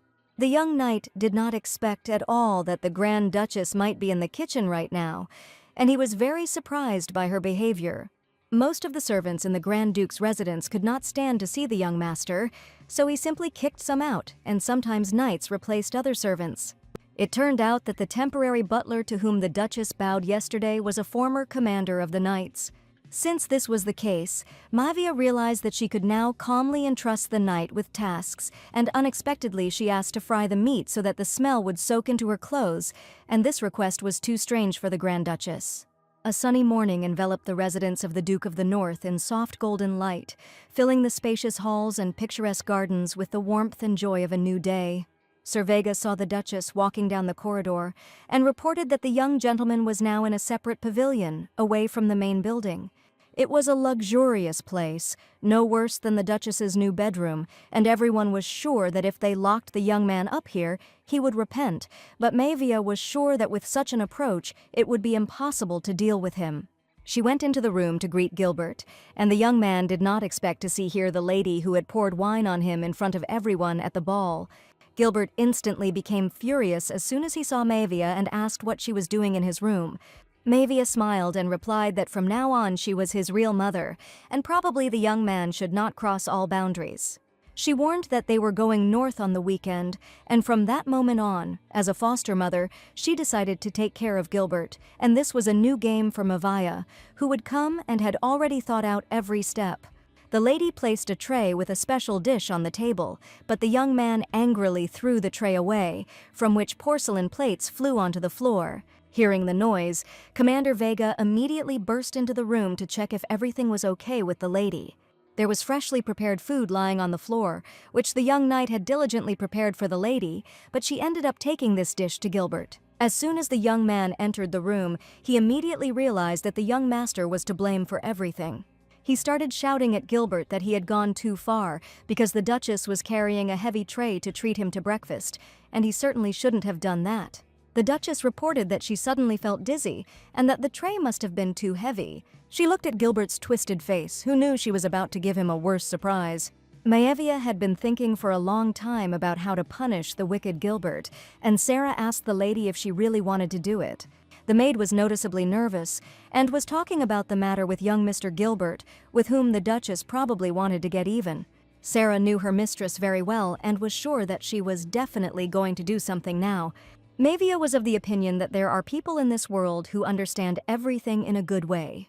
But there are others who will only obey for a little while after you show them who is boss, and she asked Sarah which category Gilbert fell into. The boy belonged to the second category, but Sarah was not worried about this at all, because Maevia could not be sure that the demon's potion did not have side effects. The heroine opened the box, which contained vials of demon blood, and it was probably time to try the demonic blood. The maid was incredibly worried about her mistress, because no one knew what result the demon's blood would bring. Maevia knew that if she took the monster's blood repeatedly, there would be no way to avoid the side effects, and she had been thinking about it for a long time. But now she wanted Gilbert to understand everything properly, so that he would know whom he had dared to touch one day. That evening, in the semi-darkness of her room, Lady Maevia carefully drank the demon's blood from a glass vial. She immediately felt how the dark force penetrated her body, filling her insides with energy and mysterious possibilities. Dressed in a maid's costume, she entered the Duke's room and asked Edis to get out of bed as quickly as possible. Maevia said that they needed to finish one important task quickly before the medicine wore off. Late in the evening, the Baron dealt with the people who kidnapped the maid and wanted to punish them for not being able to carry out the order properly. The kidnappers' faces were bruised from beatings, and the Baron shouted that these people were completely stupid and could not be entrusted with anything. He shouted that the kidnappers had dared to escape from their master, and the Duke and his mistress were watching all this from the high roof. Looking at this, Maevia realized that she was indeed a good boss, and the Duke probably thought the same. Silence fell over the heroes, and the young man did not answer, and Maevia could not understand why Edis did not answer. He offered his hand to the girl and said that they needed to go down to finally complete an important task. A magical blue whirlwind appeared near the girl, and the Duke, looking into her eyes, asked her to be extremely careful. Maevia promised to return soon, and the Duke eagerly awaited her return. A magical blue whirlwind lowered the lady from the high roof to the ground, and appearing right in front of the Baron, Maevia greeted him with a grin. Not expecting to see a young lady, the Baron screamed in fright and asked what the Duchess was doing there. He had seen Lady Maevia before, when she had tried to deal with Mr. Gilbert and also when she had saved her maid Sarah from the kidnappers. The boy stated that he was simply following Gilbert's instructions if Maevia had come because of a recent incident and decided to deal with it. While Maevia smiled sarcastically, the Baron assured that in any case, he would not have caused any harm to either the maid or her. Grabbing the man by the jacket, Maevia laughed, suggesting that rumors that the man had been beaten by a maid would be too humiliating in high society. The Baron did not expect that the lady would be so strong that he would not even be able to remove her fragile feminine hand from himself. She took a step forward and punched him in the face with such force that the Baron flew back and fell to the floor, stunned. The dark force inside her gave her confidence and courage. She was ready to fight for her maid and for justice. A huge bump appeared on the Baron's face from the girl's blow, and two kidnappers watched all this. Frightened by the fragile lady, the young men watched everything that was happening, declaring that they saw absolutely nothing. But Maevia wanted word of the Baron's beating to spread as quickly as possible, and she asked the kidnappers to watch their boss being beaten by a weak servant.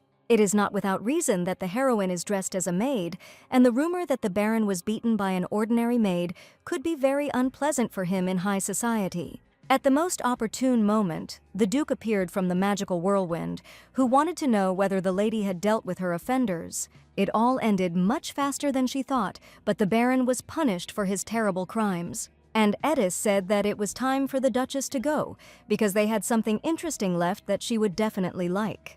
The knights had no choice but to take the Baron by the arms and go with him to the palace to provide medical assistance. As if from nowhere, the young man's voice came and asked why the Baron did not follow his instructions. The Baron called Gilbert a real scoundrel because it was because of him that an ordinary servant beat him up. Gilbert stood before him and wanted to know why the Baron did not follow his instructions, but the man only rudely replied that the young man should not dare to order him around anymore. The Baron was sure that Gilbert was actually to blame himself. All he did was run after a woman who would never agree to be with him. These words probably offended young Gilbert's honor, and he hated it when someone told him what to do. Lady Manhwa saw everything that was happening and laughed that apparently her son had gone out while the Duke and she were not in the palace. Suddenly, the Duke announced that the girl had better return home, but she did not understand what had just happened and why there was such urgency. Edis only offered to walk Manhwa to the mansion and asked that she go to bed first. But the Duke was determined to finish the job himself and promised Manhwa to return a little later in the evening. The Duke wanted to deal man-to-man with Gilbert and the Baron, who dared to dishonor the honor of his future wife. A few days later, Gilbert finally emerged from his room, his face covered in bruises and scratches that he likely received from his adoptive father. Something had been going on in the main building since early morning, and Gilbert looked out the window and noticed that it was incredibly noisy there today. As it turned out, the ducal couple were planning to visit the Marquis's mansion, and one of the knights reported this to him. Her Highness the Duchess also asked me to be sure to convey something to the young master. The knight held a tray with a fragrant dinner in his hands, but as soon as Gilbert saw it, he immediately shouted at him to throw the food away immediately, and the mere mention of Manhwa made Gilbert incredibly angry. In the soft light of the morning sun, Lady Manhwa prepared for her visit, her hair neatly braided into an elegant plait, into which were pinned small blue flowers that sparkled in the light like dewdrops on the morning grass. Edis did an incredible hairstyle, and as soon as Manhwa admired his efforts, the young man declared that he was probably just lucky this time. Every element of her look was carefully thought out, from the light dress made of the finest silk to the exquisite jewelry that emphasized her beauty. The hairstyle turned out very cute, and Manhwa couldn't even believe that it was a young man who braided her incredibly beautiful hair. Emotions raged inside her, excitement and hope intertwined with determination. She was ready for the meeting and for what she could bring into this world. The Duke of the North, Edis, and the Duchess, Manhwa, arrived at the Marquis's estate with a little excitement in their hearts. This was their first official visit to the lady's parents. Manhwa's parents were already expecting their daughter with the venerable Duke of the North, and the atmosphere was filled with warmth and anticipation. Everything had already been prepared for their arrival, so Mother invited the guests to go straight to the table and try the exquisite dish. Looking at her parents, Manhwa suspected something was wrong because their behavior was a little constrained. Probably, Mother and Father were simply very worried before meeting the great Duke of the North, about whom there were many terrible rumors. The Duke of the North, Edis, sat at a large table in the hall of the Marquis's estate, surrounded by Lady Manhwa's parents, and despite the exquisite dishes, he remained silent, only occasionally raising his gaze. His reserve and isolation created a tense atmosphere, and soon an awkward silence reigned at the table. The Duke was not particularly talkative, but what surprised Manhwa most was that his parents were also silent, and it seemed they still felt awkward about Edis. She didn't want this important evening to be remembered exactly like this, without live communication and warmth. Suddenly, the Duke turned to Manhwa and said that it was necessary to eat a lot in order to live long, and handed her a fork with a piece of potato. When the maid Sarah told the kidnappers that the mistress did not like potatoes, cucumbers, and onions, the Duke stood next to her.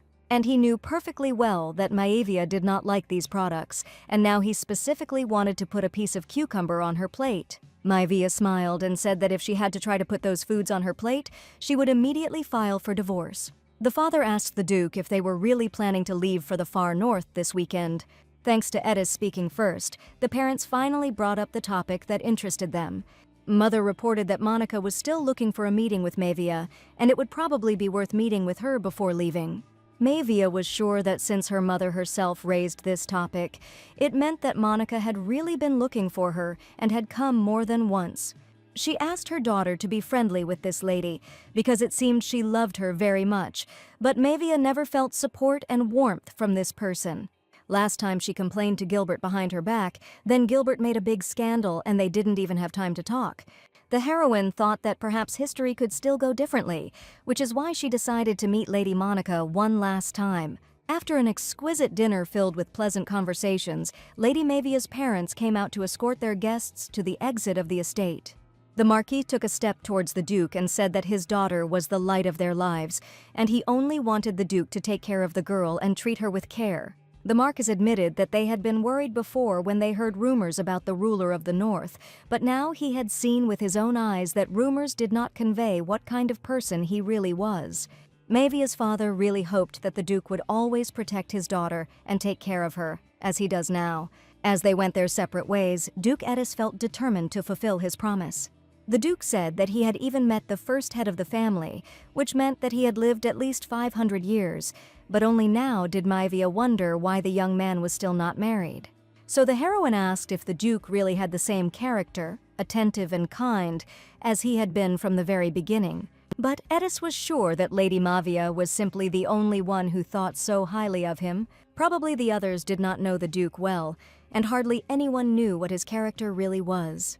And looking at the heroine's carefully styled hair, one can already understand a lot about the person who ended up next to her. It was hard for Sarah to take care of her mistress's luxurious hair, but the Duke managed to make a beautiful hairstyle, and such a result could not be achieved in a couple of attempts. Therefore, the hero decided to ask what the young Duchess particularly liked in order to take her wishes into account in the future. What Mavia liked most this evening was seeing her so bright, but she knew very well that she couldn't always remain so cheerful. But Maevia really wanted the Duke to smile more often with all his heart, and promised to try to be there to give him joy. The next day, the carriage with the Duke and Duchess calmly headed towards the cold, distant north. The Duke kept a close eye on Maevia's condition, and as they rode, he asked the lady to open her mouth wider. No one knew what side effects might come from the blood of the magical beast that Maevia had recently drunk. Time asked Eddis not to worry, because Sarah had carefully checked the lady's condition last night and also closely monitored the condition of her throat. The carriage passed through endless fields surrounded by majestic mountains. Since the Duke knew how to use teleportation, Maevia asked if he was going to use it to get to the north. The carriage with Eddis and the Duchess slowly stopped. Lady Maevia, getting out of the carriage, stopped for a moment to enjoy the beauty of the landscape. Her eyes sparkled with delight when she saw the sun's rays playing on the surface of the water and the green trees bending towards the river, wanting to touch its transparent waters. When Eddis was traveling to the capital, they passed this way, and he remembered this view well. It was rare to see such beauty in the northern lands, and he wanted Mavia to see the surrounding landscapes in person. In the novel, Esmeralda Calacas's crescent moon always remained impenetrable, and the only expression he sometimes allowed himself conveyed only contempt or discontent.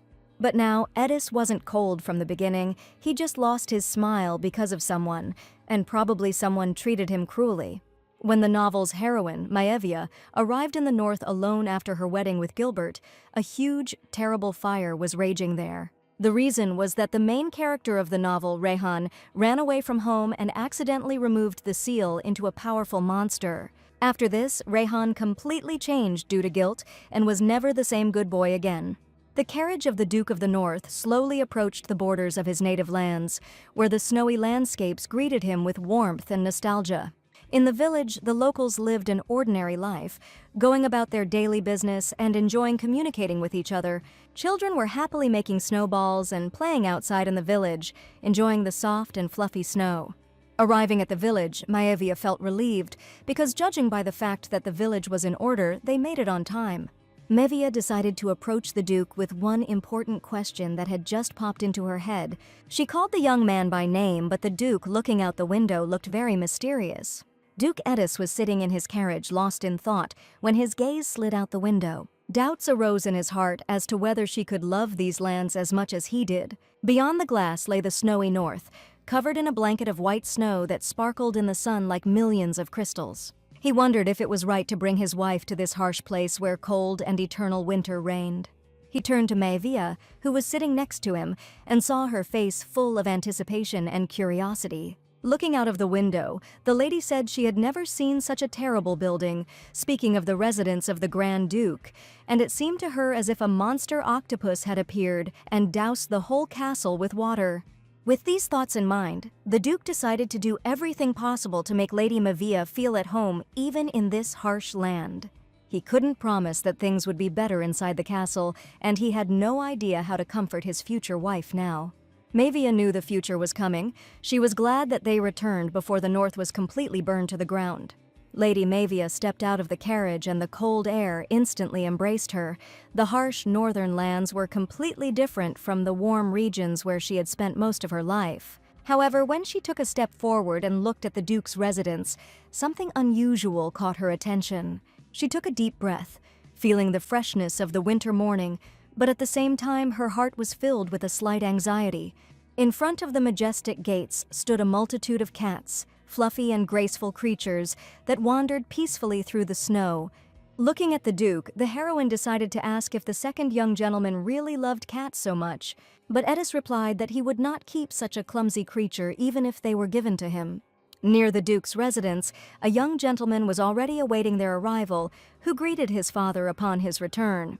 In front of them stood a boy with blonde hair, who was eagerly awaiting the day when he could finally meet the Grand Duchess. It was a boy named Rehan, who had many faults, but he tried hard and asked the Duchess to be lenient with him.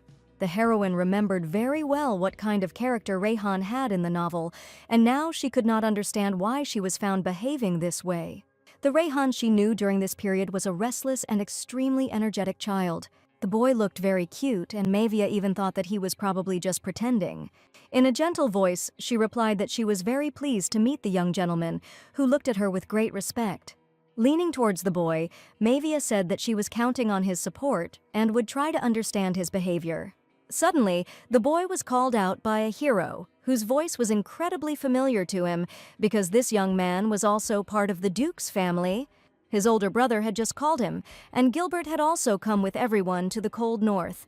Suddenly, Gilbert declared to the young gentleman that the Grand Duchess was an enemy of their family, and she should never be trusted either. But Mavia had never expected to hear such harsh words from Gilbert. Edis noticed that the young man had absolutely no sense of humor and that he still lacked education, despite the fact that he had already received a fitting punishment for his actions. Mavia couldn't understand where Gilbert got the courage to act like that in front of Duke Edis. Rehan was surprised that his elder brother had just expressed such a rude opinion about the Grand Duchess. Mavia smiled and asked the young master not to worry, because if she really was an enemy, she definitely wouldn't have come to the duchy. The heroine did not expect at all that Gilbert would dare to say such a thing in front of his younger brother and the great Duke of the North. Edis wondered if Mavia was the lady that little children were afraid of. Even in her past life, the children avoided the heroine, and her original goal was to spend the money she had saved from investments and throw crazy parties on the corpse of Prince Gilbert, or help Rehan grow up without psychological trauma so that the young man can finally find peace in his soul. After arriving, sitting in a hot bath, Mavia thought that if this continued, she would never be able to make friends with children his age. Mavia asked Sarah if she had forgotten the gift for the young master that they had agreed on earlier. The Duchess wanted to give the gift during dinner to please young Rehan. Laughing, Sarah asked if the hostess was really going to give the gift in such a form. Mavia was sure that the gift would definitely please the young master, despite her appearance. The wooden table, decorated with exquisite services, was set for dinner. Duke Edis and young Rehan were eagerly awaiting the appearance of the new Duchess. The boy was surprised that his father was going to have lunch with him today, since before the Duke usually ate in complete solitude. Edis asked the butler not to add onions to one soup, and Rehan asked if his father had stopped liking to eat soup with onions. Duke Edis felt joy at seeing everyone gathered together at one table. This was a new stage in his life, full of hope for the future in the duchy. Rehan was still just a boy, but a spark of curiosity and delight already shone in his eyes. The boy asked if his older brother would join the dinner, but the Duke was sure that Gilbert knew the value of his life, so he was unlikely to come. And Lady Mavia is not at all one of those people who would forgive Gilbert for his rude actions. Rehan was surprised that the Grand Duchess was much stronger than her brother, who was known as a genius in fencing. The boy became excited because he realized that the Duchess really was a great woman. At that moment, the door opened, and Lady Mavia, the new Duchess, entered the dining room, her outfit elegant, and she radiated warmth and kindness. Seeing her, Rayhan stood up from his seat and looked at the lady with curiosity and admiration, wanting to please the Duchess. Approaching the boy, Mavia placed the box in front of him and said that as an apology she would like to present the gentleman with a gift that he could open right now. Rayhan was very worried because this gift was from the Duchess herself, and the boy had not received any gifts for a long time. The box looked very sinister, and Rayhan opened it immediately with great curiosity to find out what kind of gift was inside. As soon as the boy opened the box, his eyes filled with tears, and he immediately thought that the Duchess did not like him or that he had made some mistake. Seeing tears welling up in Rayhan's eyes, Edis asked if something had happened to the gift. In the box, on a velvet cushion, lay a huge dark blue gemstone, and it was probably a precious diamond.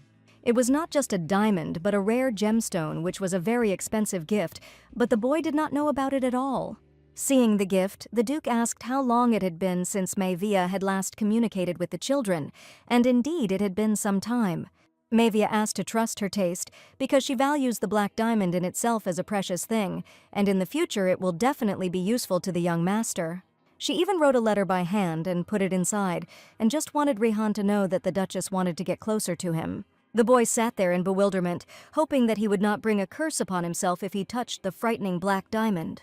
After presenting the gift, Edis offered to taste the exquisite dishes that all the chefs of the duchy had worked hard to prepare. All this time the boy looked at the box, wondering where the Duchess had found such an ominous thing. Rayhan was scared, and perhaps what he had heard earlier now turned out to be the real terrifying truth. The boy decided to find out the truth from his older brother, so he wanted to ask Gilbert some questions. He asked excitedly what the young man meant by saying that the Duchess was their worst enemy. Gilbert asked if the boy really doubted his words, since he had clearly made it clear that Mavia was a bad person.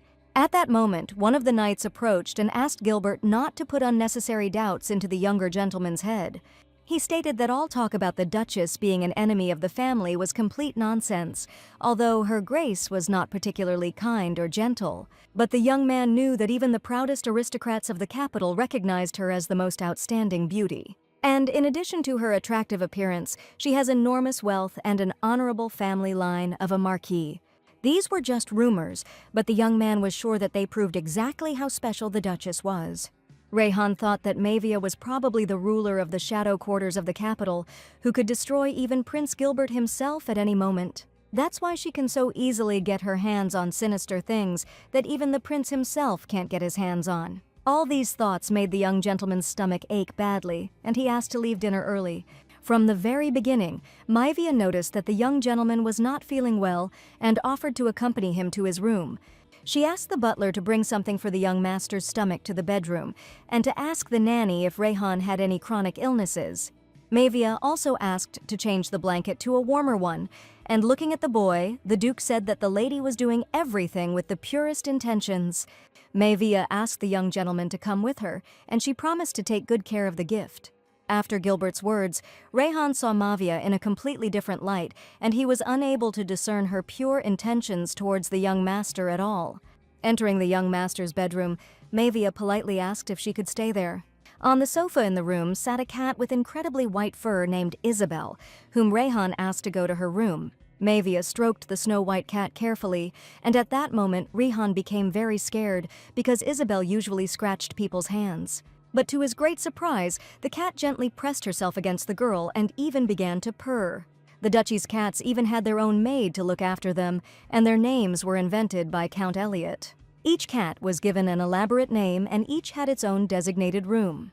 Rayhan asked if the Duchess was tired, since she could go back to her room, and he promised to just lie quietly in his bed. But Mavia wanted to stay with the young master for a little while, and did not consider it a difficult task at all. In fact, Mavia had very little understanding of children and never had the opportunity to get close to them. Perhaps she couldn't be of much use to her master now, but she really wanted to just stay with him at least until the nanny arrived. Mavia asked thoughtfully if her presence would disturb Rayhan, who was probably not yet accustomed to the presence of the Duchess. Looking at the lady with huge eyes, the boy admitted that her presence would not bother him at all. He just felt like he was bothering Mavia too much, and that was exactly how Rayhan felt right now. She walked over to the bed where the boy was comfortably nestled under a warm blanket and tenderly covered him up to his chin. Rayhan looked so defenseless and calm that Mavia's heart filled with warmth. The young gentleman decided to ask how Mavia met his father, since the Duke rarely leaves the house. They first met at the Imperial Palace, and Mavia told him that the Duke had come to punish a man who was going to harm her.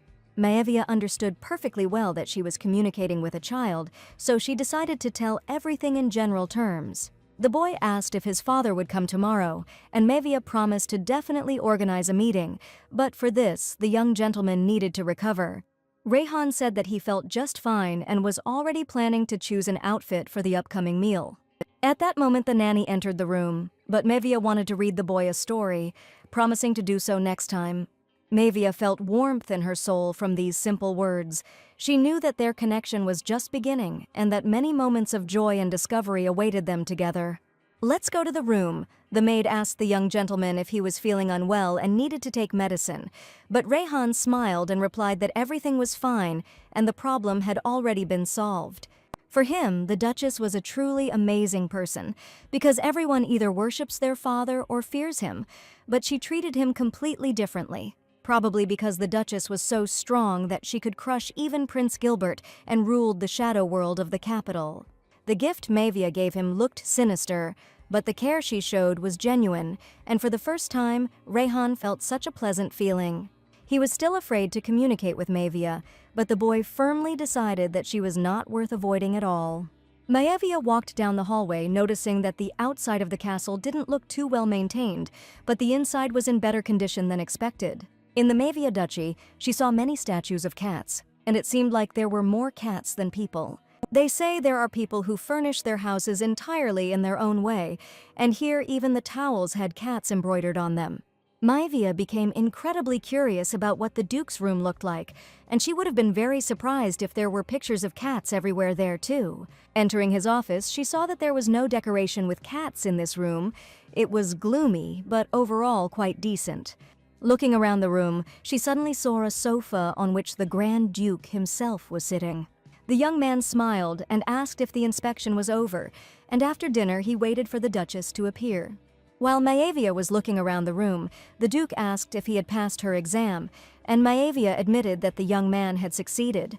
It was their first meeting after a week of separation, and sitting down on the sofa next to the Duke, the lady asked if he hadn't missed her. It was just a joke, but Maevia heard silence in response, and she even wondered if Edis had any problems. Previously, the young man said that due to the peculiarities of his body, it would be difficult for him to have children in the future. And Maevia wanted to know if this would be completely impossible, because this question interested her greatly. The Duke chuckled and replied that the lady had a way of speaking in ambiguous phrases, and if she wanted to know something, she could ask about it directly. The young man would never have thought that he would say such a thing in his life, but now he asked Maevia to look into her eyes and not at the level of his trousers. The lady herself did not know why she was looking intently at the gentleman's trousers, and she hid her curiosity very poorly. Apparently, the heroine was too tired for the day, so she decided to go to bed first. As Maevia lay down in her cozy bed, she yawned and realized that she was very tired and instantly fell asleep. And Edis, standing like this in front of her, looked like a real villain, incredibly beautiful, like the Lord of Darkness. Edis might be thought to be the Lord of Darkness, but it is unlikely that anyone would try to destroy him, because Edis will not allow anyone to defeat him. But for Maevia, the young man was damn handsome, but also lazy, and this was his flaw, which she could do nothing about, deciding to simply take care of him. Waking up, Maevia saw thick snow outside the window, but for the north it was a mere trifle, and today Count Elliot, I wish to express my respect, decided to pay a visit. The Duke said that he was not lazy at all, but one could not accept care without giving something in return, and Maevia was surprised that she had said those words out loud yesterday. The news of Count Elliot's arrival has arrived, and the heroine will finally meet the man who has turned the Grand Duchy into a complete cat's nest. In her opinion, a man should look like a huge cat lover, because it was not for nothing that so many animals lived in the duchy. Count Elliot entered the drawing room and politely greeted the Duchess as well as the venerable Duke, who was sitting next to her. Elliot was responsible for managing the lands and was a loyal servant of the House of Kalakis, ready to lay down his life for this great family. The young man looked completely different from what the heroine had imagined, with tanned, shiny skin, as if he was not working on the estate, but relaxing at a resort. However, to begin with, Mavia decided to simply say hello and keep all her assumptions to herself for now. She was interested in how things were with land management, and whether there were those who took advantage of the owner's absence, illegally enriching themselves at the expense of the treasury. Things were going more or less smoothly. There were greedy people who crossed the line, but the young man admitted that he eliminates such people without hesitation. The Duke asked if Elliot didn't look like a man who would kill even his own parents, and that he was usually used to deciding such issues himself. In this regard, the Count suggested that further reports on management matters could be submitted directly to the Duchess's desk, since Edis had not even looked at his detailed reports before. Mavia admitted that she would hope for assistance in the future, and the young man promised to provide an official report after the traditional ceremonies were completed. Smiling, Mavia asked to take all the cats from the castle because she had heard how much the Count adored them. Elliot called the cats his fairies, and he was sure that they were a part of his soul, and there was no need to drive them away. The young man served his duke well, and Edis promised him this salary next month. Maevia asked if the duchy would go without the cats, having heard that the young man called them fairies. Kneeling down, Elliot asked to leave all the cats in the duchy and promised to do anything. The Duke noticed that, judging by the expression on the young man's face, he was still not himself, and he could not let him go just like that. Elliot was incredibly afraid of his master, and Mavia asked him to look into what she had said and report back. Taking pity on the young man, she asked Edis to let the master go, and this was her sincere desire. As he left the door, Elliot promised to take up the task assigned to him from tomorrow onwards, and thanked the Duchess for such a pleasant conversation. His behavior seemed unexpectedly stubborn to Mevia, and Edis didn't seem to mind, and judging by the documents, Elliot had a lot of work to do. She remembered the nameless assistant of Edis, who sometimes appeared in the plot of the novel and was close to the Duke. In this conversation, Mavia clearly made it clear that she was not to be trifled with, and now the gentleman would definitely behave more carefully.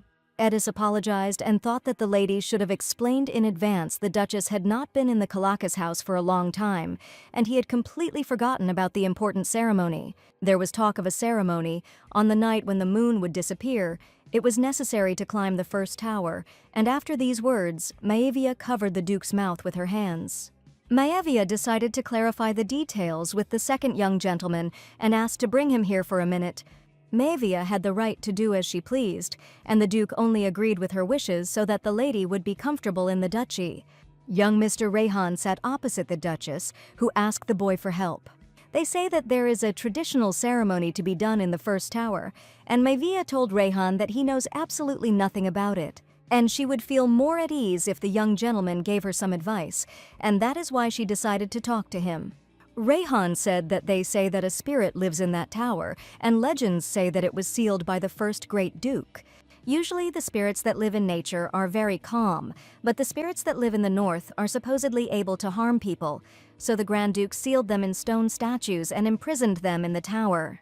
The spirits are supposed to bless the lineage, and their seal was placed so that it could only be removed after 1,000 years, so the Duchess holds a ceremony asking for the spirit's blessing. The nanny did not tell the young master why the Duchess should ask for a blessing, but he heard something about the blood of the family. Maevia assumed that it was probably best for her not to get into the details, and it was probably related to the Kalakis blood. She thanked the young gentleman for the explanation, saying that she had done the right thing and approached him in particular. Rayhan was incredibly happy that he was able to help the Grand Duchess, but he still felt awkward around her. Mavia was about to have tea with Edis soon and asked if the young master would like to join them. The boy happily agreed, and the lady promised to wait for him outside while he changed. Rayhan was a sincere and bright child, and only Mavia knew that in a month he would change dramatically, and now she needed to create happy memories, but she should not awaken the magical gift under any circumstances. As a foster mother, the heroine had to win the young master's trust, protect him from Gilbert's violence, and show Edis's face more often. Maybe if he did everything right, he would remain pure and innocent like he was now, and Maevia really wanted that. Just as she was thinking this, Rayhan appeared, looking stunning, his gold jewelry glittering, his hair expertly styled, and one look was enough to understand the depth of his feelings for the Duke. He was genuinely enjoying the tea party and finally showed his childish spontaneity, and even the look with which he looked lost its former wariness. After tea, the head butler took Rayhan to his next lesson, and the boy was incredibly happy to spend time with the Duchess and his father. Edis asked if her master had told her the story of the mysterious spirits that inhabited the high tower. The spirits sealed by the first Duke unwittingly served the house, bringing blessings, and they could take revenge on the descendants of the one who imprisoned them. The weather outside was not the best, and it was snowing heavily, but since Maevia had taken on an important task, she wanted to finish it as quickly as possible and invited the Duke to go outside with her and keep her company. Edis happily agreed, because Maevia always accompanied him on every outing and he was extremely grateful to her for that. The lady offered to view the property later and also asked if the Duke would join her. Accompanying the lady was not at all difficult for him, but the young man was curious about what role she had assigned to him. Bodyguard, patron, or personal barber for Maevia the Master played many roles. Long ago, magical beasts were called demons because any contract sealed with their blood invariably led to human death. The devil who came to Maevia was different. Even if the agreement was broken, he did not demand life, but only fleeting torment. Of course, the curse of the ban was already on him, but if Maevia found out about it, she wouldn't care at all. And even if she were left alone with the devil, her heart would not waver even once. The Duke invited the lady to return to her chambers, as he had some business which he needed to attend to as soon as possible. In this strange land, Edis was the only one she could rely on, and the heroine did not understand why he was asking her to leave. There were beautiful blue flowers on the table, and Maevia asked what the name of the blue-white flower was that looked incredibly like the cold Duke. Edis did not understand why she chose him, refusing even the crown prince, who broke off the engagement for her sake. He had no idea what was hidden behind that beautiful appearance and sweet charm. Edis decided that he would go to the very end until he understood the true reason, just so long as he didn't meet him on this path. The heroes stepped out onto the snowy street, and Maevia immediately felt a strong cold that penetrated to the bones. Heavy snow had blanketed the duchy, and Maevia suggested that perhaps she had chosen a bad day, suggesting that they postpone it and go for a walk when it was warmer. It was only a 5-minute walk to the first tower, and the Duke asked Maevia not to give up too early, despite the intense cold. The lady was shivering from the cold and even asked the Duke to use teleportation, and it turns out that it was very warm in the castle. And now she didn't want to experience the magnificence of temperature spells in this way.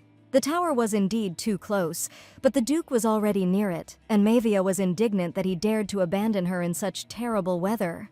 Finding herself in the far north, Maevia understood what real cold and truly severe frosts are. By the time Maevia managed to reach the tower, we were stuck in huge snowdrifts, and her feet were also very cold. As she reached the gate, she called Edison a real traitor, shivering from the cold and slowly becoming covered in snow. She joked that the marriage contract should have included a clause about frostbite, not burns, because she had almost turned into a frozen icicle. Edis looked at his wife with a smile, and he found her sweet behavior very funny. He extended his hand and cast a spell. Light sparkled in the air, and a fireball, a magical source of heat, appeared in his palm. A bright fire burned inside the ball, radiating light and warmth, and the Duchess looked at the fireball in surprise. Maevia carefully took the ball in her hands. A warm light enveloped her palms, and she felt the cold go away. She looked at Edis with gratitude. The heroes entered a tower, which was rumored to be inhabited by ancient sinister spirits. Maevia wanted to know if they found the statue where the spirit was sealed. Could they make a personal wish in front of it? The Duke had no intention of forbidding the Duchess anything, for after all it was only an ancient superstition. So far, Maevia couldn't figure out how to make a wish if she didn't even know where the spirit was sealed, and there were a lot of statues in the tower. The Duke wondered if Rayhan hadn't said that only one most ancient spirit was imprisoned in the tower.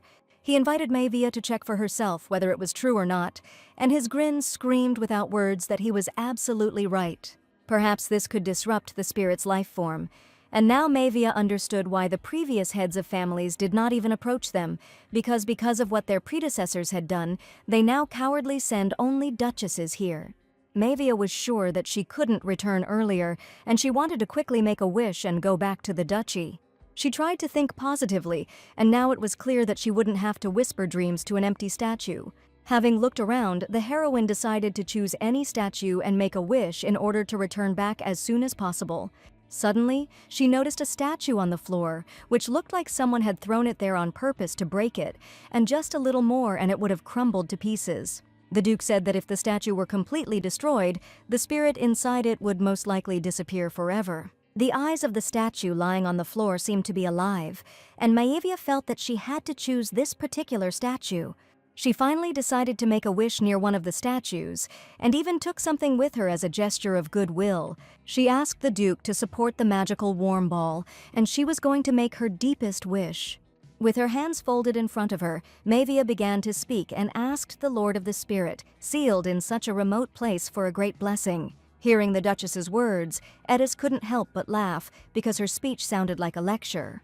Maevia prayed to the Lord Spirit that his statue would last for many more centuries and told of her simple wish to become a little richer. She wanted all the gold and diamonds of the empire to belong to her, as well as power, glory to the ends of the continent, and she promised to take care of the well-being of the statue if the spirit fulfilled her wish. And if during the repair something irreversible accidentally happens, she asked the spirit not to worry and promised to keep it forever in her heart for the century. Maevia promised the spirit that he had become special to her and decided to inquire about the deal. If Maevia was going to take a risk, she was going to do it big, because she was sure it was just superstition anyway. The Duke inquired about the prosperity of her house, and Maevia said that the side branches were already sharpening their knives.